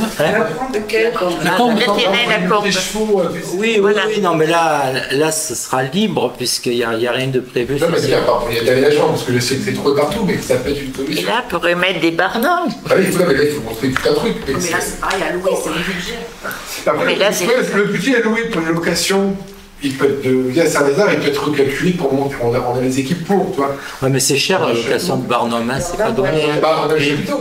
Oui, mais après, tu es obligé d'avoir quelqu'un qui va garder la nuit aussi. Ah ben oui, parce que Nous, on avait eu, tu te rappelles, Arlette, l'année où on C'était- avait oui. fait les centonniers Là, sur la il fallait placette qu'ils gardent de la la nuit. mairie. On avait embauché 2 nuits, je crois, Ouais. le vendredi Lionel soir et le Barral. samedi, Lionel Barral. Et Et en plus, il y avait eu du vent le dimanche. Oui. Les santons étaient tombés, ils étaient cassés, c'était Oui, pas il une était- réussite. Tu vois, sauf que le truc, c'est du Barnum. C'est pas du Barnum, c'est du chapiteau. Capitaine. Ah oui. il va amener des coups. Ouais. Bon, ça, c'est une solution, je sais pas du tout. Moi, je dis ça comme ça, mais si vraiment c'est un problème de bâtiment, peut-être. Après, je sais pas du tout où dans ce. Laetitia, la Poste. Mais c'est ce que je viens de lui dire, mais au niveau sûreté, t'en vois déjà pour la Poste des Gardes qui est musée, la difficulté qu'on a à ouvrir le week-end. Là, c'est impossible au niveau sûreté. Ah, sinon, bien sûr, Et c'est etc., c'est une banque juste à côté carrément. Comment? C'est la banque qui est juste à Oui, côté. nous, c'est le problème des fonds. Et le parking qui est complètement en dessous, qui n'est jamais utilisé, puisqu'il est sur leur Ah, le garage, en frein. Eh ben, il faut demander au propriétaire. Et la Poste le loue plus en garage? Si, il y a des voitures. Il y a des voitures dans le garage. Ah ben oui. Après ça, il faudrait le vendre. Ou à côté dans le garage. Oui, dans le garage à côté de la Poste. Là, celui-là, à côté de la Poste, le pépier, là, dans ma rue. Je demande. Ben, je demande. Ouais, parce qu'il y a le bâtiment qui est à côté qui est loué aussi. Tu sais, il y a toute petite pièce d'ancienne auto-école. C'est aussi, c'est un Ah, ça, c'est un Pellegrin. C'est Madame Pellegrin. Ouais. Mais l'année passée, il y avait quelqu'un. Ah, la dernière, c'était des formations. Non, mais même pour servir des Oui, pour servir des petit peu, voilà, c'est Ouais, ça. c'était des Voilà, pierres. là, c'est ok. C'est chouette, la sculpture en pierre. Non, moi, je pense que du ça, on trouvera. On arrivera. Oui, après, je suis pas seul là. Je sais que j'ai eu l'écho quand on en a parlé. Je demanderai au directeur courrier. Ouais, demain. C'est eux qui On veulent. va voir avec. Et après, bon, il faudra étudier la partie. Ouais. Ben, de toute façon, réfléchissez. On en reparle au prochain conseil, voir si on peut leur donner les 1000 € et si on peut Et ceux qui ou ont pas acheté- les exonérer. Qui ont acheté le dépanneur, là, on les connaît? Ah oui, c'est Benjamin Colac. Oui. Et peut-être que ce local, Prêter gratuitement. il ne faudrait pas le prêter. Parce que moi, si je demande, Oui. c'est gratuit. Et oui, Enfin, je veux dire, voilà, Oui, c'est ben, ça, il faut demander, ouais. En principe, les locaux, c'est gratuit. Hein, Ouais. mais ça fait, voilà, en même temps, c'est génial. Mais Daniel, au niveau finance, justement, elle m'a bien dit que la semaine prochaine, il y avait Sociade de Serre-Lisa, Ouais. où je pense que c'est là qu'ils veulent se décider, Ouais. savoir s'ils maintiennent ou non. Ouais. Donc si d'ici là, on pouvait donner une réponse, c'est sûr que... Il faudrait déjà alors, Les exposants, Si, il faut ben, venir à la dernière on- minute oui, mais parce qu'ils les accueillent, est-ce ils que- logent, Il faut qu'on fasse une il commission. faut faire une commission vie associative pour répartir l'argent. Donc, je ne sais pas si d'ici la semaine prochaine, vous Ben, je la préviendrai, je lui demanderai si on peut Décaler. Voilà. Parce qu'elle, c'est vraiment vis-à-vis des partenaires, Ouais, donc je on va comprends. t'embêter parce qu'elle dit bon, je peux pas les prévenir Eh ouais, le 1er septembre en disant ben non. Ok. Ok. Donc, réfléchissez-y et puis la prochaine fois, on en reparle et on voit ce qu'on peut faire. D'accord. Toujours dans les questions diverses, donc je vous ai distribué tout à l'heure le nouveau plan des petites cités de caractère. Je ne sais pas si Laetitia, tu l'as pas eu. Qui c'est qui l'a pas eu? On peut donner au public. Donc c'est le fruit d'une collaboration entre la mairie de Serres, les amis du village touristique, l'office du tourisme qui nous a fourni les photos, Arlette qui a fait les textes et Monsieur Glovzac qui a fait un plan cavalier de Serres qui est très réussi. Hein. Et donc ce document rentre dans tous les documents des petites cités de caractère. C'est toujours bâti sur ce modèle-là, un plan cavalier, et sur le côté vous avez donc les explications. Tu l'as eu? Romain aussi. Nous sommes déçus. Alors ce qui nous a coûté un peu cher, c'est le plan cavalier, parce que la réalisation, ça a coûté 3 000 €, mais il a fait du bon travail. Et l'impression nous a coûté 1 600 € pour 4 000 exemplaires, et on a demandé une participation du département à hauteur de 50%. On verra si on l'a ou pas. Voilà. Toujours dans les petites cités de caractère, il va y avoir un copil le 29 avril à 9h30. Donc il y aura le préfet, il y aura Jean-Marie Bernard, le président du département. C'est les deux plus gros financeurs. On les reçoit ici. Ils veulent visiter le chantier, donc à 9h30 on les reçoit ici, on va visiter le chantier jusqu'à 10h15, et ensuite avec les autres maires on fait un copil pour savoir où on en est. Donc nous, je pense qu'avec Gardes-Colombes on est les plus avancés, parce que Gardes-Colombes ils sont aussi en train de faire des travaux, ils ont fait le même document que nous aussi. Et ensuite, il y a deux autres communes qui sont un peu plus en retard parce qu'ils ont démarré après nous. Il y a Orpierre qui est en train de faire une étude de programmation, et Rosan qui devrait commencer les travaux dès qu'on a fini les nôtres, parce qu'ils ont les mêmes architectes, et après ils lanceront l'appel d'offres et ils verront qui sera retenu. Mais ils partent sur les mêmes architectes que nous. Voilà. Donc là, on ne pourra pas inviter tout le conseil parce qu'il va y avoir du monde, mais Arlette, je pense qu'au niveau des petites cités de caractère et puis les membres de la commission de travaux, ce serait bien que vous soyez là. Voilà. Et l'après-midi, on va visiter la Marpa de Rémusat à 15h avec la DDT, puisque vous savez qu'on a un projet aussi de maison de santé, de Marpa et de logements sociaux, et on va aller visiter cette Marpa de Rémusat qui est un peu un modèle, voir un petit peu comment ici sont pris et savoir si on peut transposer ce projet chez nous.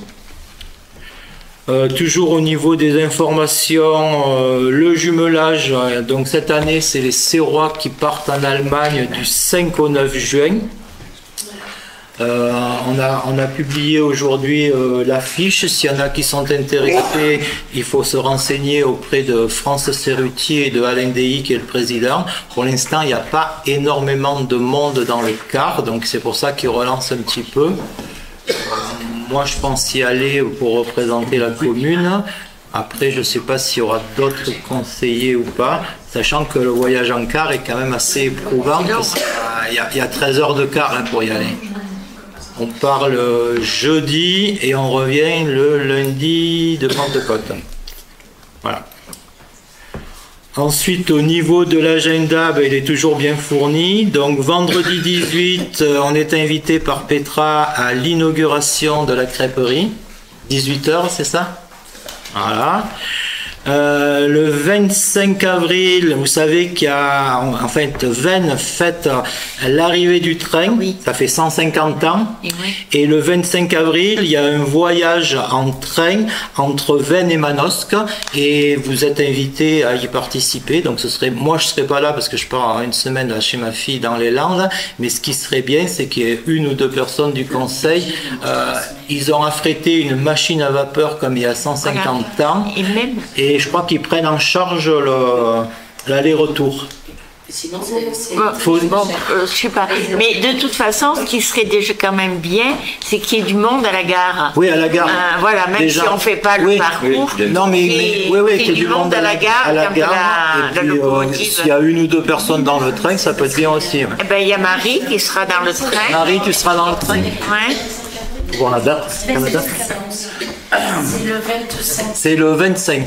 À 10h28. 25 heures. C'est un vendredi, 25 avril. 25 avril. Ouais. Marie, tu le sais, toi, tu y seras dans le train. On peut vous donner le lien pour vous inscrire. C'est avec Gérald Griffith à la gare de Vennes. C'est ça, Marie, ou pas?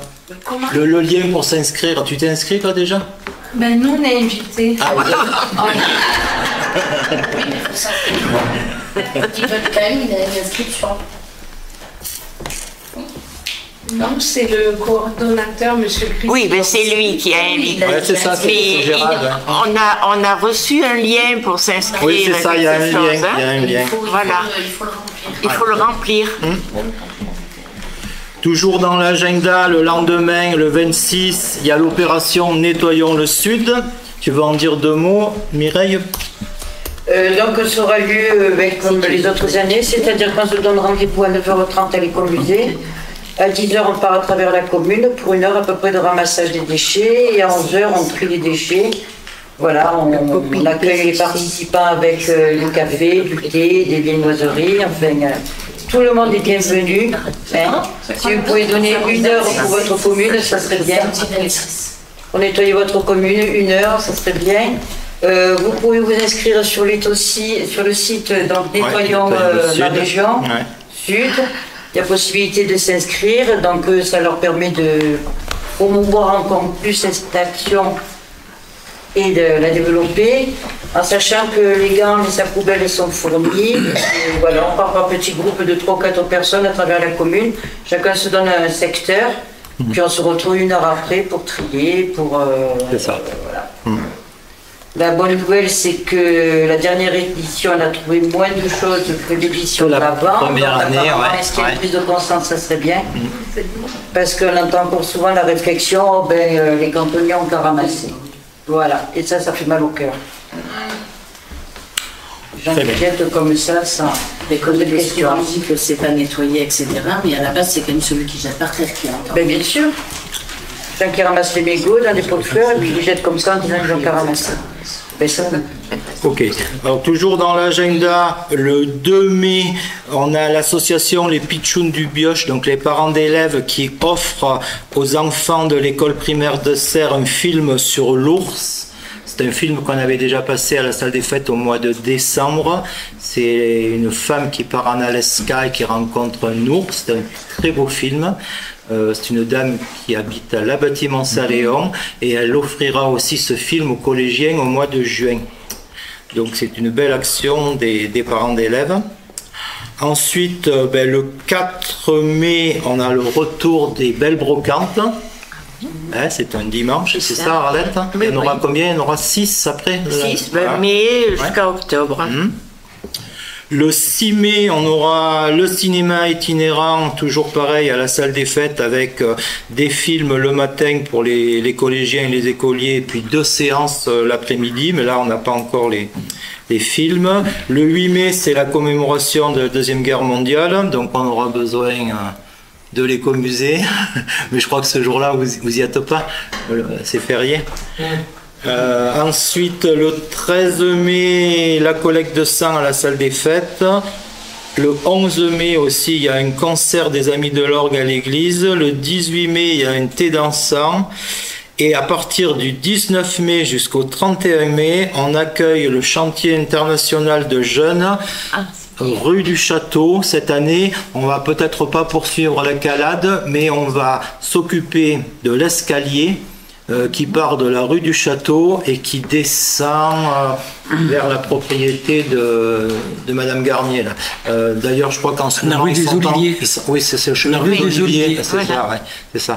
Et je crois que ce matin, ils étaient en train de réparer l'endroit qui s'affaisse. Ouais, il y a le pierre qui tombe là, ouais. Benjo et ils étaient en train de réparer. Et ensuite, on va reprendre cet escalier qui est en mauvais état.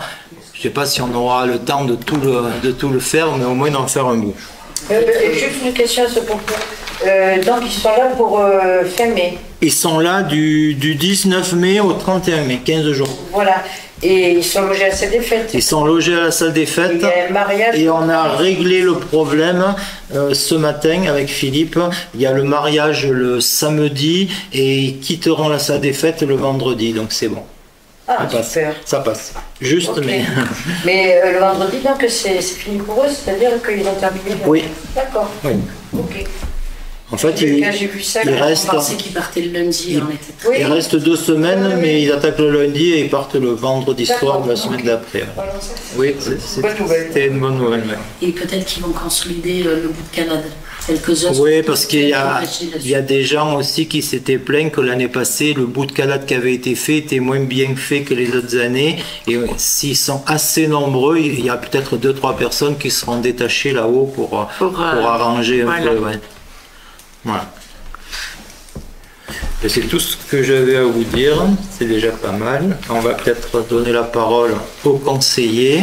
Yves, tu as quelque chose à nous dire? Oui, je voulais demander, comme c'est la première fois que je suis dans un conseil municipal, oui. En dehors d'un budget annuel, est-ce qu'il y a des prévisions financières sur 3 ans, 5 ans, qui sont faites quoi, pour savoir ce qui va... Oui, alors normalement, dans l'étude d'impact, il y a une page. Alors attends, où est-ce qu'elle est cette étude d'impact? Elle est là. Voilà. Ici, on voit qu'il y a un endroit où ça va augmenter, c'est cette année et l'année prochaine, et à partir de 2026 et 2027, il y a des emprunts qui vont tomber. En 2026, il y a l'emprunt du terrain Chaussaillis, c'est-à-dire rue des Jardins, qui va tomber. En 2027, il y a le terrain, Chaussaillis, c'est Isclamart, et en 2027, c'est le terrain où on comptait construire l'école rue des Jardins qui va tomber, et en 2029, ce sera l'emprunt du centre de secours qui va tomber, ce qui fait que ensuite ça va décroître. L'année passée, on a remboursé 173 507 € d'emprunt. Cette année, on monte à 190. L'année prochaine, on sera à 195 et à partir de 2027, ça décroît. 185, 166, voilà. Donc, regarde ici, tu regardes ce tableau là qui a été fait par Philippe et la courbe qui est derrière. Ça permet de voir un peu où on va. Ouais. Mais voilà, les projets, enfin je parle égoïstement, tu vois, moi où j'habite, Pesin-Nord, la rue, elle se détériore à vue d'œil. Hein. Alors par exemple, est-ce que c'est quelque chose où on dit tiens, il va falloir la... Alors à quel endroit c'est? Tu sais, c'est le prolongement de la rue... l'église. Oui, alors ça, on pourra, je pense, lancer une deuxième tranche de requalification, mais en 2030. Voilà, c'est pour savoir. Ça, c'est des... Je pense qu'avant 2030, ça va être dur, mais après... Étant donné qu'il y a des emprunts qui vont tomber, on peut imaginer une deuxième tranche à ce moment-là. Ouais. Ce qui avait été prévu au départ, et c'est vrai que la place Beau de Rochat, tout ça, c'était prévu. Oui, on devait aller jusqu'à l'effigie de Saint-Claude. Il y aura un peu de dronage de fait par-ci par-là, peut-être dans 2-3 ans. Ouais. Voilà. Juste une petite information qui me concerne aussi Serre. Je vais prendre en location ce qu'on appelait le snack, qui est à côté du tabac journaux. Oui. Pour faire une salle d'expo de mes tableaux, mais aussi à disposition d'autres artistes. Bien. Et je ferai mon atelier de sculpture-peinture. Là? Là, oui. D'accord. Ah, c'est bien placé. Là, le snack, puis derrière. D'accord. C'est bien. C'est bien. Mois de mai, je pense. C'est une bonne idée. C'est bien. Ok. À partir de quand? Le temps qu'il nettoie, que je le repeigne, je dirais mi-mai, j'espère avant l'été. Ok. Autre chose? Non. Arlette? Alors moi, j'ai quelqu'un qui m'a interpellé sur une plaque d'enrobé qui est rue Henri Pesin. Lorsque tu tournes pour aller après l'église, pour aller Boreno, tu sais, quand tu passes sous... Oui. Il y a une plaque d'enrobé avec des graviers, soi-disant, et la personne a failli tomber. Alors je dis, s'il y a des graviers, il faudrait peut-être donner un coup de balai, quoi. Non, c'est vraiment creusé. Hein. C'est vraiment? C'est creusé. Et c'est quoi qui fait tomber du coup? C'est le fait qu'il y ait des graviers? C'est quoi? Moi, elle m'a dit qu'elle avait glissé. Il y a des trous dans la chaussée et les graviers se désagrègent. C'est au niveau de la rue Pesin. Oui, c'est ça dont tu parlais alors. Ah, d'accord. Juste avant. Parce voilà. Ils sont passés à plusieurs reprises avec les engins, avec les chenilles là. Non, pas à plusieurs reprises, parce que pour l'instant, ils sont passés qu'une seule fois. En une fois. Ça a bien marqué. D'accord. Il faudra regarder, voir si on peut limiter. Voilà. Et puis aussi, il y a quelqu'un, au 44 rue Varenfray, il y a un feu. Il y avait un feu qui ne fonctionne pas. Oui. C'était un feu qui clignotait, je crois. Oui, on en a parlé il y a quelque temps et qui ne fonctionne plus. Voilà, moi aussi, voilà. Donc, ça serait bien s'il y avait ou un feu qui clignote ou un feu qui au niveau de la vitesse. Ben, c'était fait Je pour pense que ça ralentir fait parce que c'était la zone 30 et comme à côté effectivement il y a le passage à niveau, enfin le passage piéton et les enfants de la crèche qui descendaient, c'était pour ça qu'on avait mis voilà ce feu. pour limiter un peu la vitesse dans cette rue. Hein. Faut essayer. Hein. Il faut essayer. Voilà. Essayer, ouais. Autre chose? Miguel? Non, j'ai contacté 80 pour la fête de serre. Ah oui. J'attends 4 réponses et puis dès que j'en sais plus. D'accord. Ok. Mireille. Mireille, juste pour savoir si vous avez tous reçu la CCSB, la communauté de communes met en place une fiche quand on organise un événement et peut participer, aider à collecter, prêter des poubelles, prêter... voilà, mais il faut les prévenir 6 semaines avant. Et bon, ça peut être intéressant, par exemple, quand peut-être par exemple pour Serre-les-Arts, pour l'exposition, ainsi de suite, justement d'avoir quelqu'un sur place qui nous conseille, aide, et vous avez dû la recevoir la fiche, parce qu'elle fait bon. Oui, ben là c'est Audrey Dey. Voilà. Et là il y a eu la fête de la laine et il y a eu le festival dans les toiles toute la semaine et ils avaient prêté effectivement des poubelles. Ouais. Donc c'est bon à savoir quand on organise un événement, qui peut être mis à disposition, ou des conseils, des poubelles ou. Ok. Autre chose? Non. Non? Delphine? Non. Véronique? Juste une bricole, on a été, donc avec Daniel, on s'est rendu à la crèche pour une démarche qui est simple. On a été interpellé par des parents aux écoles pour 2 enfants qu'on ne peut pas prendre à la cantine par manque de place.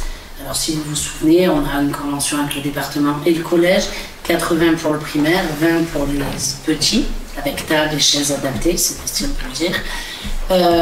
Et donc on avait aussi décidé il y a longtemps, et ça s'est rediscuté souvent, de l'ordre de priorité qui était donc d'avoir les 2 parents qui travaillent, l'éloignement, etc., etc. Et donc ces 2 familles-là sont embêtées puisqu'ils n'ont pas de place. Donc on les a quand même aussi invités à se retourner vers la crèche qui a fermé son service périscolaire et qui du coup de ce fait a bien rempli l'école et nous on se retrouve coincés. Donc comme j'ai dit, bon évidemment ça retombe sur la mairie, mais bon. Donc on a fait de la démarche avec Daniel auprès de la crèche, on est allé les voir. C'était pas du tout dans leur projet de réouvrir, mais face un peu à l'insistance quand même, il y avait la directrice de la CCSB aussi. Leur convention s'arrête l'année prochaine.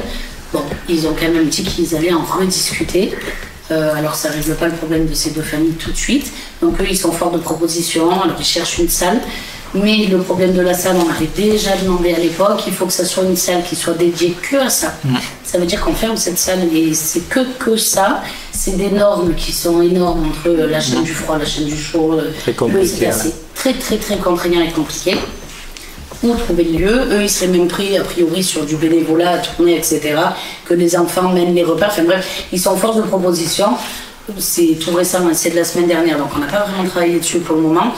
Mais ça paraît très compliqué. Et trouver quelqu'un pour faire manger les petits. Voilà. Sachant que sur Serre, nous n'avons plus de nounous. Il y en a qu'une qui est malade et 2 qui sont partis à la retraite. Oui, tu les as les coordonnées? Oui, bien sûr. Oui, bien sûr. Donc voilà, après nous au niveau de la commune, on a regardé. Peut-être qu'il y aurait des parents qui les prendraient pour midi. On ne peut pas se permettre de fermer et de condamner une salle, ça on ne peut pas le faire. Mais voilà, donc c'est surtout pour la rentrée de septembre. Après, ce que j'ai aussi voulu expliquer à ces familles, c'est qu'en règle générale, on a 6-7 enfants qui rentrent en petite section. Et on en a parfois un peu plus qui passent au CP. Peut-être que tous ne vont pas aller à la cantine parce que je persiste quand même à encourager les parents d'enfants de maternelle, s'ils peuvent éviter la cantine, qu'ils le fassent. C'est pas du tout adapté à des petits. C'est très bruyant. C'est très rapide. C'est très difficile pour des petits. On ne respecte pas le rythme de l'enfant de maternelle. Pour les petites sections, quoi. Maintenant, aujourd'hui, les enfants sont. Donc l'école est obligatoire à 3 ans. On a des petits qui arrivent avec la couche. Qu'on amène au collège, donc aux toilettes du collège, si vraiment il y a une urgence, c'est pas adapté. Et voilà, je persiste. Alors c'est que mon opinion, mais je le dis et je l'assume. S'ils peuvent faire autrement, je les encourage. J'aurais dit, voilà, aujourd'hui, nous, notre démarche, c'est d'un peu faire pression sur la crèche. Parce que c'est leur place, en fait. C'est bien pour ça qu'il y a des services. Voilà. Oui, et depuis quand c'est fermé? 2 ans, cette année. Depuis cette année. Apparemment, ils ont Nous, l'année dernière, si vous vous rappelez, un jour en conseil, je vous ai dit, en hiver dernier, je vous ai dit, il serait peut-être souhaitable que petite et moyenne section, on dise non à la cantine, sauf les fratries, pour les envoyer à la crèche. Et suite à ce conseil où j'en ai parlé, il y a une délégation de la crèche qui est venue nous rencontrer en disant pas du tout, parce que nous on arrête. Et là on s'est retrouvé le bec dans l'eau, mais la place c'est vraiment. Alors certains parents râlaient parce que c'était un peu plus cher. Ouais, c'est ça. Oui, voilà. Mais c'est pour ça c'est différent. C'est notre qualité de service qui est proposée. Voilà, donc juste pour dire qu'on s'en occupe quand même, on n'a pas de réponse, mais on s'en occupe. Ok. Adrien? Par rapport aux travaux de serre, donc ça continue bien. Pas vraiment de surprise dans cette partie-là de la rue. Bon, il y a toujours donc en attente de l'étude béton qui a demandé à un ingénieur géotechnicien. Géotechnicien, voilà. Ouais. Parce que bon, je pense que c'est un problème de responsabilité. Personne ne veut trop prendre la responsabilité de qu'est-ce qu'on fait et comment on le fait, parce que c'est une cave, on ne sait pas comment elle a été bâtie. C'est ça. Il y a plusieurs niveaux. C'est ça. Le problème de la cave que je t'ai dit là. Voilà. Donc il y a encore ce point noir. Là pour l'instant la descente il n'y a pas trop de problème. On va attendre devant la mairie les futurs problèmes. Mais finalement ça se passe quand même bien. Et là c'est plus pistonneau, là, le chef du chantier. Ça se passe très bien avec les occupants, les habitants. Et les habitants font des efforts, ils sont vraiment, ils s'adaptent bien. Ils ont plusieurs fois. Hier, avec la pluie, la rue Henri Peuzin, ils avaient creusé, mais c'était un torrent. Ça partait d'une allure. On m'a envoyé des photos. Oui, ils vont passer une seule semaine là.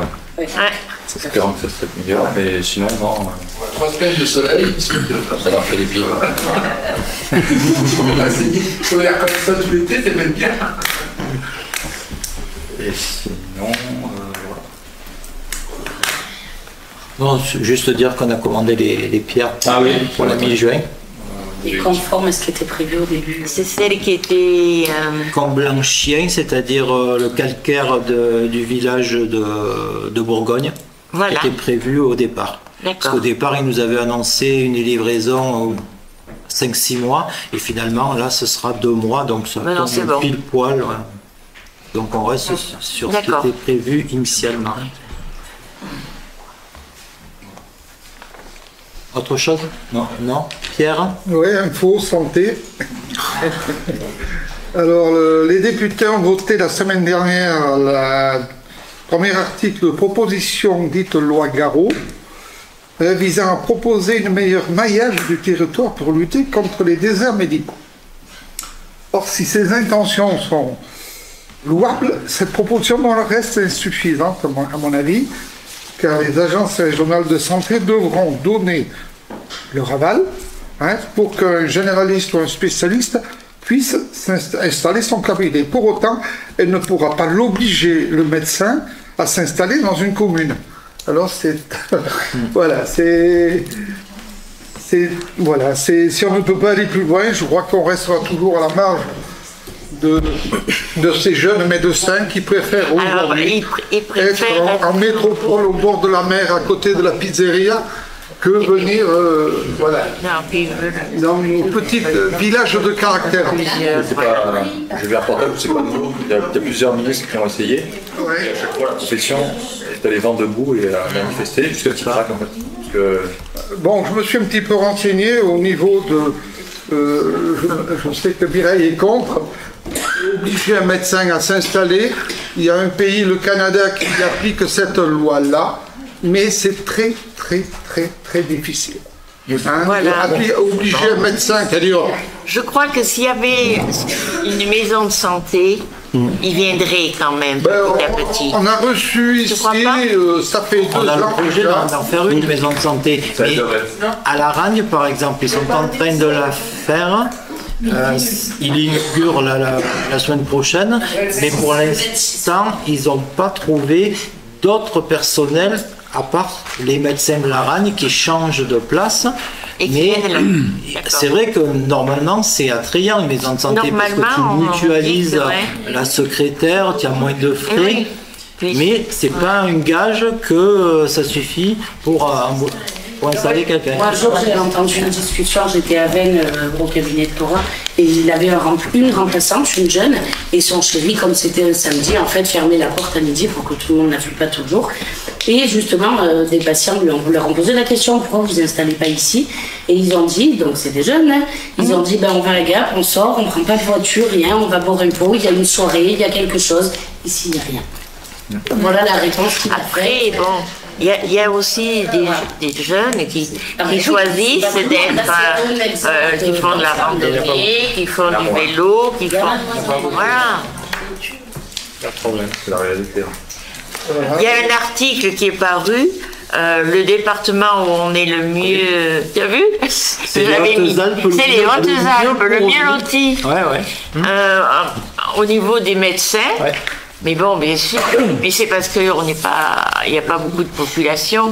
Alors si tu compares avec un département qui est très peuplé...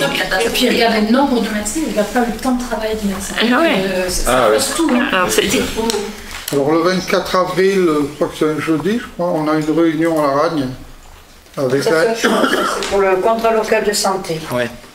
Non, c'est pour l'ARS. Oui, mais avec l'ARS, mais pour le contrat local de santé. Oui, pour le contrat local, on avait eu déjà à Rivière. Au mois d'octobre, on a eu une première réunion, là c'est la deuxième.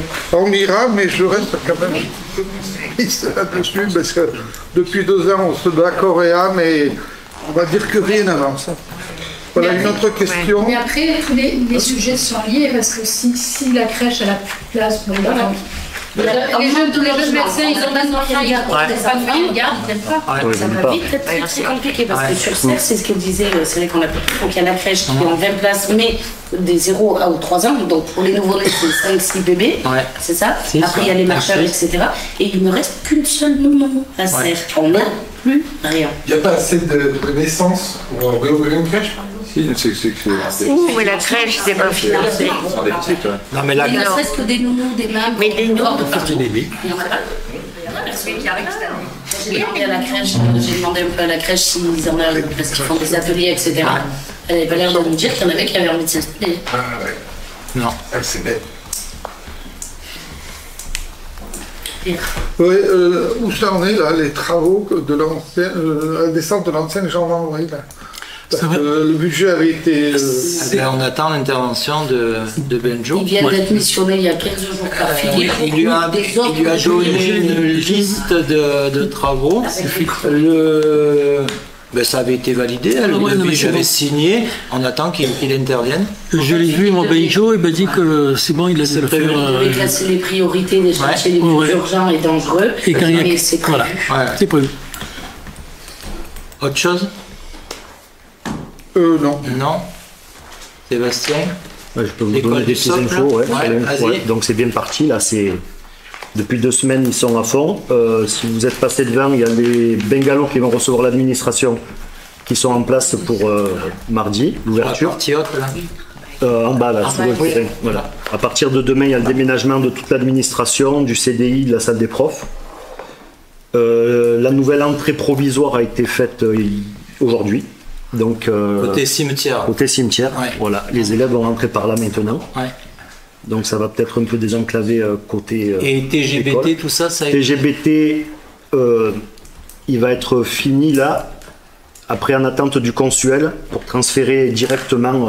dans la salle de musique actuelle. Directement de l'autre côté, Pour les petits de la cantine aussi, l'entrée va être de l'autre côté. Oui. Et oui. Ça rallonge. Parce qu'au portail, c'est bloqué. Parce que là, il y a le déménagement sur les 3 jours qui arrivent. Après, à la rentrée, il y a la dépollution du bâtiment. Et courant début juin, il y a la démolition. Et après, terrassement qui attaque cet été et toute la maçonnerie qui attaque après. Voilà, donc c'est à fond. Il faudrait trouver des voitures là-bas. Moi je pense que le long des voitures, les voitures qui restent stationnées toute la journée, c'est que du personnel du collège. Moi j'aimerais que, je sais pas si on peut travailler ensemble là-dessus, les faire décaler qui se gardent de l'autre côté, Parce qu'avec les petits, histoire de sécuriser un maximum Le problème, c'est que dans un petit moment, quand ils vont commencer à décaisser, des places, sans rester compliqué. Alors il y avait peut-être il y avait. La cantine. Eh ben tu les fais passer le long où il y a le bus. Il n'y a rien de l'autre côté, c'est des verres. Il n'y a aucune sécurité. Il va falloir en faire quelque chose. Dangereux. Ils vont tuer ça maintenant, comme ça. Merci. Et il faudrait peut-être qu'on mette au moins des barrières. Côté talus. Parce que tu sais comment ils font les petits. Ah ouais. Ok. Après, avant, ils y passaient par là, quand ils repartaient. Au retour, mais les filles, après, c'est moyen. Mais il n'y a que les grands qui passaient, les petits sont toujours passés par la cour. Là, il y a les petits trous aussi. Pourquoi on ne déplacerait pas les voitures de l'autre côté à ce moment-là? Parce que il n'y a pas la place, sinon de l'autre côté il y a les arbres. C'est des stationnements bien définis, il y a l'arrêt de bus. Il y a l'arrêt de bus. Tu peux pas de l'autre côté. C'est dangereux aussi. Pour pas qu'ils s'approchent trop du bord, ils seraient au milieu et tu passes plus après. Non, mais on va trouver une solution. Avec des barrières, on verra. Il va falloir qu'on voie comment ça se passe. C'est l'info là, des barrières. Déjà le mardi de la rentrée. Il y a une partie qui est quand même assez sécurisée, c'est surtout après c'est l'arrêt de bus. Le reste, ça va à peu près. Mais, bon, on verra. Du rouleau de grillage. Autre chose, non, c'est tout bon. C'est bon. Raymond? Oui, ben moi, j'ai eu la semaine dernière une réunion pour l'éclairage de la Pignolette. Ah, bravo! Il a reçu une société. Ouais. Donc, Philippe ne pouvait pas y assister, monsieur le maire non plus. D'accord. Donc, on est allé voir ce que disait Philippe pour mettre un totem devant l'office du tourisme, c'est pas possible. D'accord. C'est trop long. Donc, c'est trop loin, la distance est trop loin. Donc, nous sommes montés place des Gabignoles. Donc, c'est là le plus adéquat, en supprimant les 2 gamelles qu'il y a actuellement. Donc on les enlève. Et à ce moment-là, donc on a vu avec Philippe, juste avant, donc il mettrait éventuellement 4 projecteurs. 3 en couleur et un qui pourrait mettre des décors un petit peu dessus. Thromboscope. En fait. Des thromboscopes pour mettre des filtres et des trucs comme ça. Mais donc, voilà. Donc avec des couleurs, soit bleu, blanc, rouge, soit... Voilà. Donc, il va faire une devis. Mais on n'est pas obligé d'avoir de la couleur. On n'est pas obligé. Voilà, d'accord. On n'est pas obligé. Ça sera géré par une armoire qui sera justement en place des Gabignoles. Parce que la commande ne pourra pas se faire au niveau de la mairie par rapport à la distance des câbles. Ainsi qu'un deuxième projecteur sur l'horloge n'est pas possible non plus. Par rapport au câble électrique, pour tout relier, c'est pas possible. Donc voilà. Donc, ils vont faire une devis et à ce moment-là, ils vont venir, une fois que les devis seront là, ils vont essayer, voir ce que ça donne. Faire un essai. C'est bien. Alors après, tu le règles de telle heure. Et après, ça sera l'employé communal comme vous ou quoi que ce soit qui gérera qu'est-ce qu'on met. C'est très bien. Voilà. Tu vois? Ouais, c'est bien. Donc on va voir les prix, on verra. Après, il faut voir les prix. Oui, il faut voir les prix. Donc c'est un monsieur de Gap qui s'occupe de la comment on appelle ça, scénographie, je ne sais pas comment on appelle ça. Voilà. Ok, très bien. Laetitia? C'est bon. Alors le public, Marie? Non, rien de spécial. Petra? Oui, j'ai une question pour l'éclairage le soir, dans la rue de Loche, peut-être vous le savez, il n'y a pas du tout de lumière. Ouais, il y avait un problème qui a été résolu, je crois, non? Parce que qu'est-ce qu'il nous avait dit, Philippe là? Il y avait un problème particulier pour la rue de Loche. Ça devait être, ouais. C'est penché dessus. Mais hier, c'était pas encore. Non, toujours pas? Peut-être peut-être qu'il faut aussi qu'ils aient un peu terminé pour c'est ce qu'ils disaient. Parce que là, il y a des éclairages dans tous les quartiers. C'est pas éteint la nuit de toute façon. Ça dépend des endroits. Chez nous, c'est allumé là-bas. Il faudrait qu'ils soient allumés le jour. Oui, c'est plus éclectique. Mais là, on devrait recevoir les dernières lanternes, parce qu'il nous en manque dans le vieux village, les lanternes avec la flamme oscillante. On les a pas reçus encore. Et après, on ne sera pas loin d'avoir terminé. C'est vrai qu'au début, il était question qu'il fallait qu'il termine tout pour arriver vraiment à se pencher sur le réglage. Ouais, c'est ça. Et moi, normalement, Philippe a dit qu'il y aura une lanterne qui va être en face de la mairie, en fait. On a regardé, oui. Parce qu'il fait très sombre, et juste... Bon, moi, je suis à côté. On a regardé ce soir avec Clément, c'est prévu. C'est prévu. Il faut qu'on demande l'autorisation de poser une potence sur le mur de... Oui, c'est monsieur... Non, c'est madame. Madame, je sais pas Madame Bernard, je crois, qui habite... je me rappelle plus le nom. À côté de... C'est une dame. Oui. Et j'ai une autre question pour le passage piéton à côté de l'école qui est fermé à cause des travaux. Alors, attendez. Le petit portillon. À côté de la cour. On ne peut plus passer. Le corridor. Le corridor. Pardon. Le corridor, il est fermé. Est-ce qu'il n'est pas possible qu'il sera ouvert le week-end? Eh bien non, parce qu'on a posé la question au monsieur qui s'occupe de la sécurité et il ne veut absolument pas parce que ça oblige la société à ouvrir le vendredi et à fermer le lundi matin. Mais comme la société arrive vers entre 8h15 et 8h30, il y a des gens qui vont y passer et on donne des mauvaises habitudes. Et on lui a posé la question lundi, il nous a dit absolument pas. Et il va faire un rapport justement où il va l'écrire.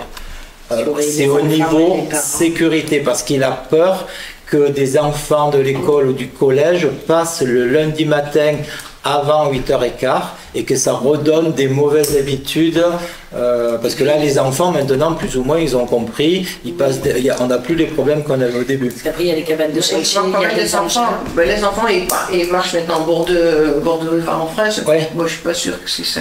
Après sans sécurité que passer par là. C'est un mauvais temps à passer. Bon, mais j'ai compris.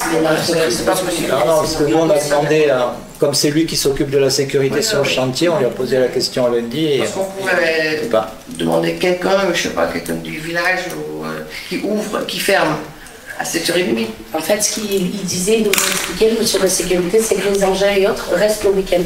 Les cabanes de chantier, etc. Donc le danger, en fait, semaine et week-end, hormis les trajets. C'est la même chose parce que tout est accessible, ils peuvent monter, voilà. Donc il nous a expliqué que voilà, le chantier c'est un chantier, il doit être fermé. Autre chose? Non. Madame Jubert?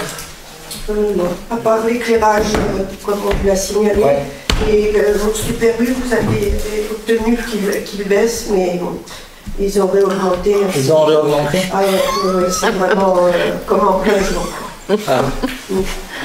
Mais je ne comprends pas leurs horaires à Super U en plus. Parce que... Surtout que la nuit ça leur coûte des sous quoi. Mais on ne voit pas l'intérêt. C'est comme Gésimat. Gésimat c'est pareil. Et la gare. La gare, j'avais demandé moi, parce que quand moi je rentrais chez moi, attends, tu voyais plus rien. Là, ça y est, mais c'est quand même allumé quoi. La gare, c'est fou quand même. Ben, en plus, il n'y a pas de train la nuit, je sais pas. Le Beaumont, mais moi, je l'avais en pleine. Tu peux en passer. Ouais, mais tu le mets tout doucement. Là, tu peux travailler de nuit. Il n'y a pas les voyageurs. C'est pour voir tous les logos, ça. C'est fou, hein. oui, mais c'est Ouais, c'est ça. Ça les plus. Il y en avait un qui s'est mis à Lyon, je crois, ou au Port. Un gars qui s'est misé à. On sait sur les façades de l'immeuble avec des vignettes. Mais il sautait, il faisait des cascades de dingue pour couper toutes les enseignes des magasins de nuit. Ça sert à rien, il n'y a personne, les gars. Mais il faut leur publicité de cette façon-là. Mais là, il faut rien. Les villages, les gens de passage, ils vont revenir dans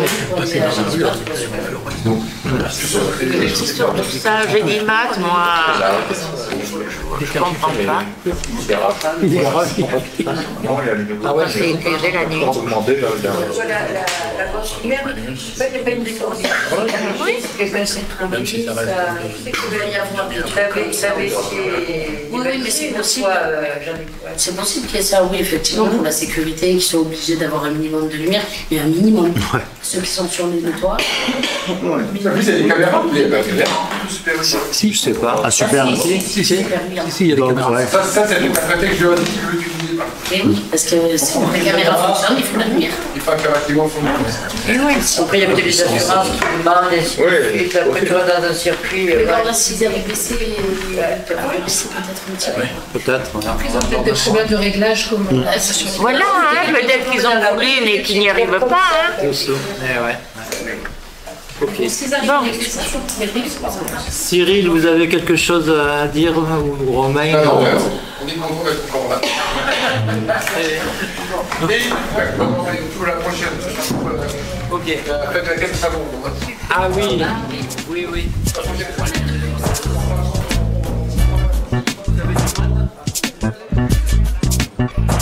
Le conseil municipal touche à sa fin. Merci d'avoir écouté ce 3e conseil municipal de l'année 2025. Vous pouvez donc retrouver ce podcast sur le site internet de KTB Radio et son application KTB Radio. Nous nous donnons rendez-vous le mois prochain pour le prochain conseil municipal.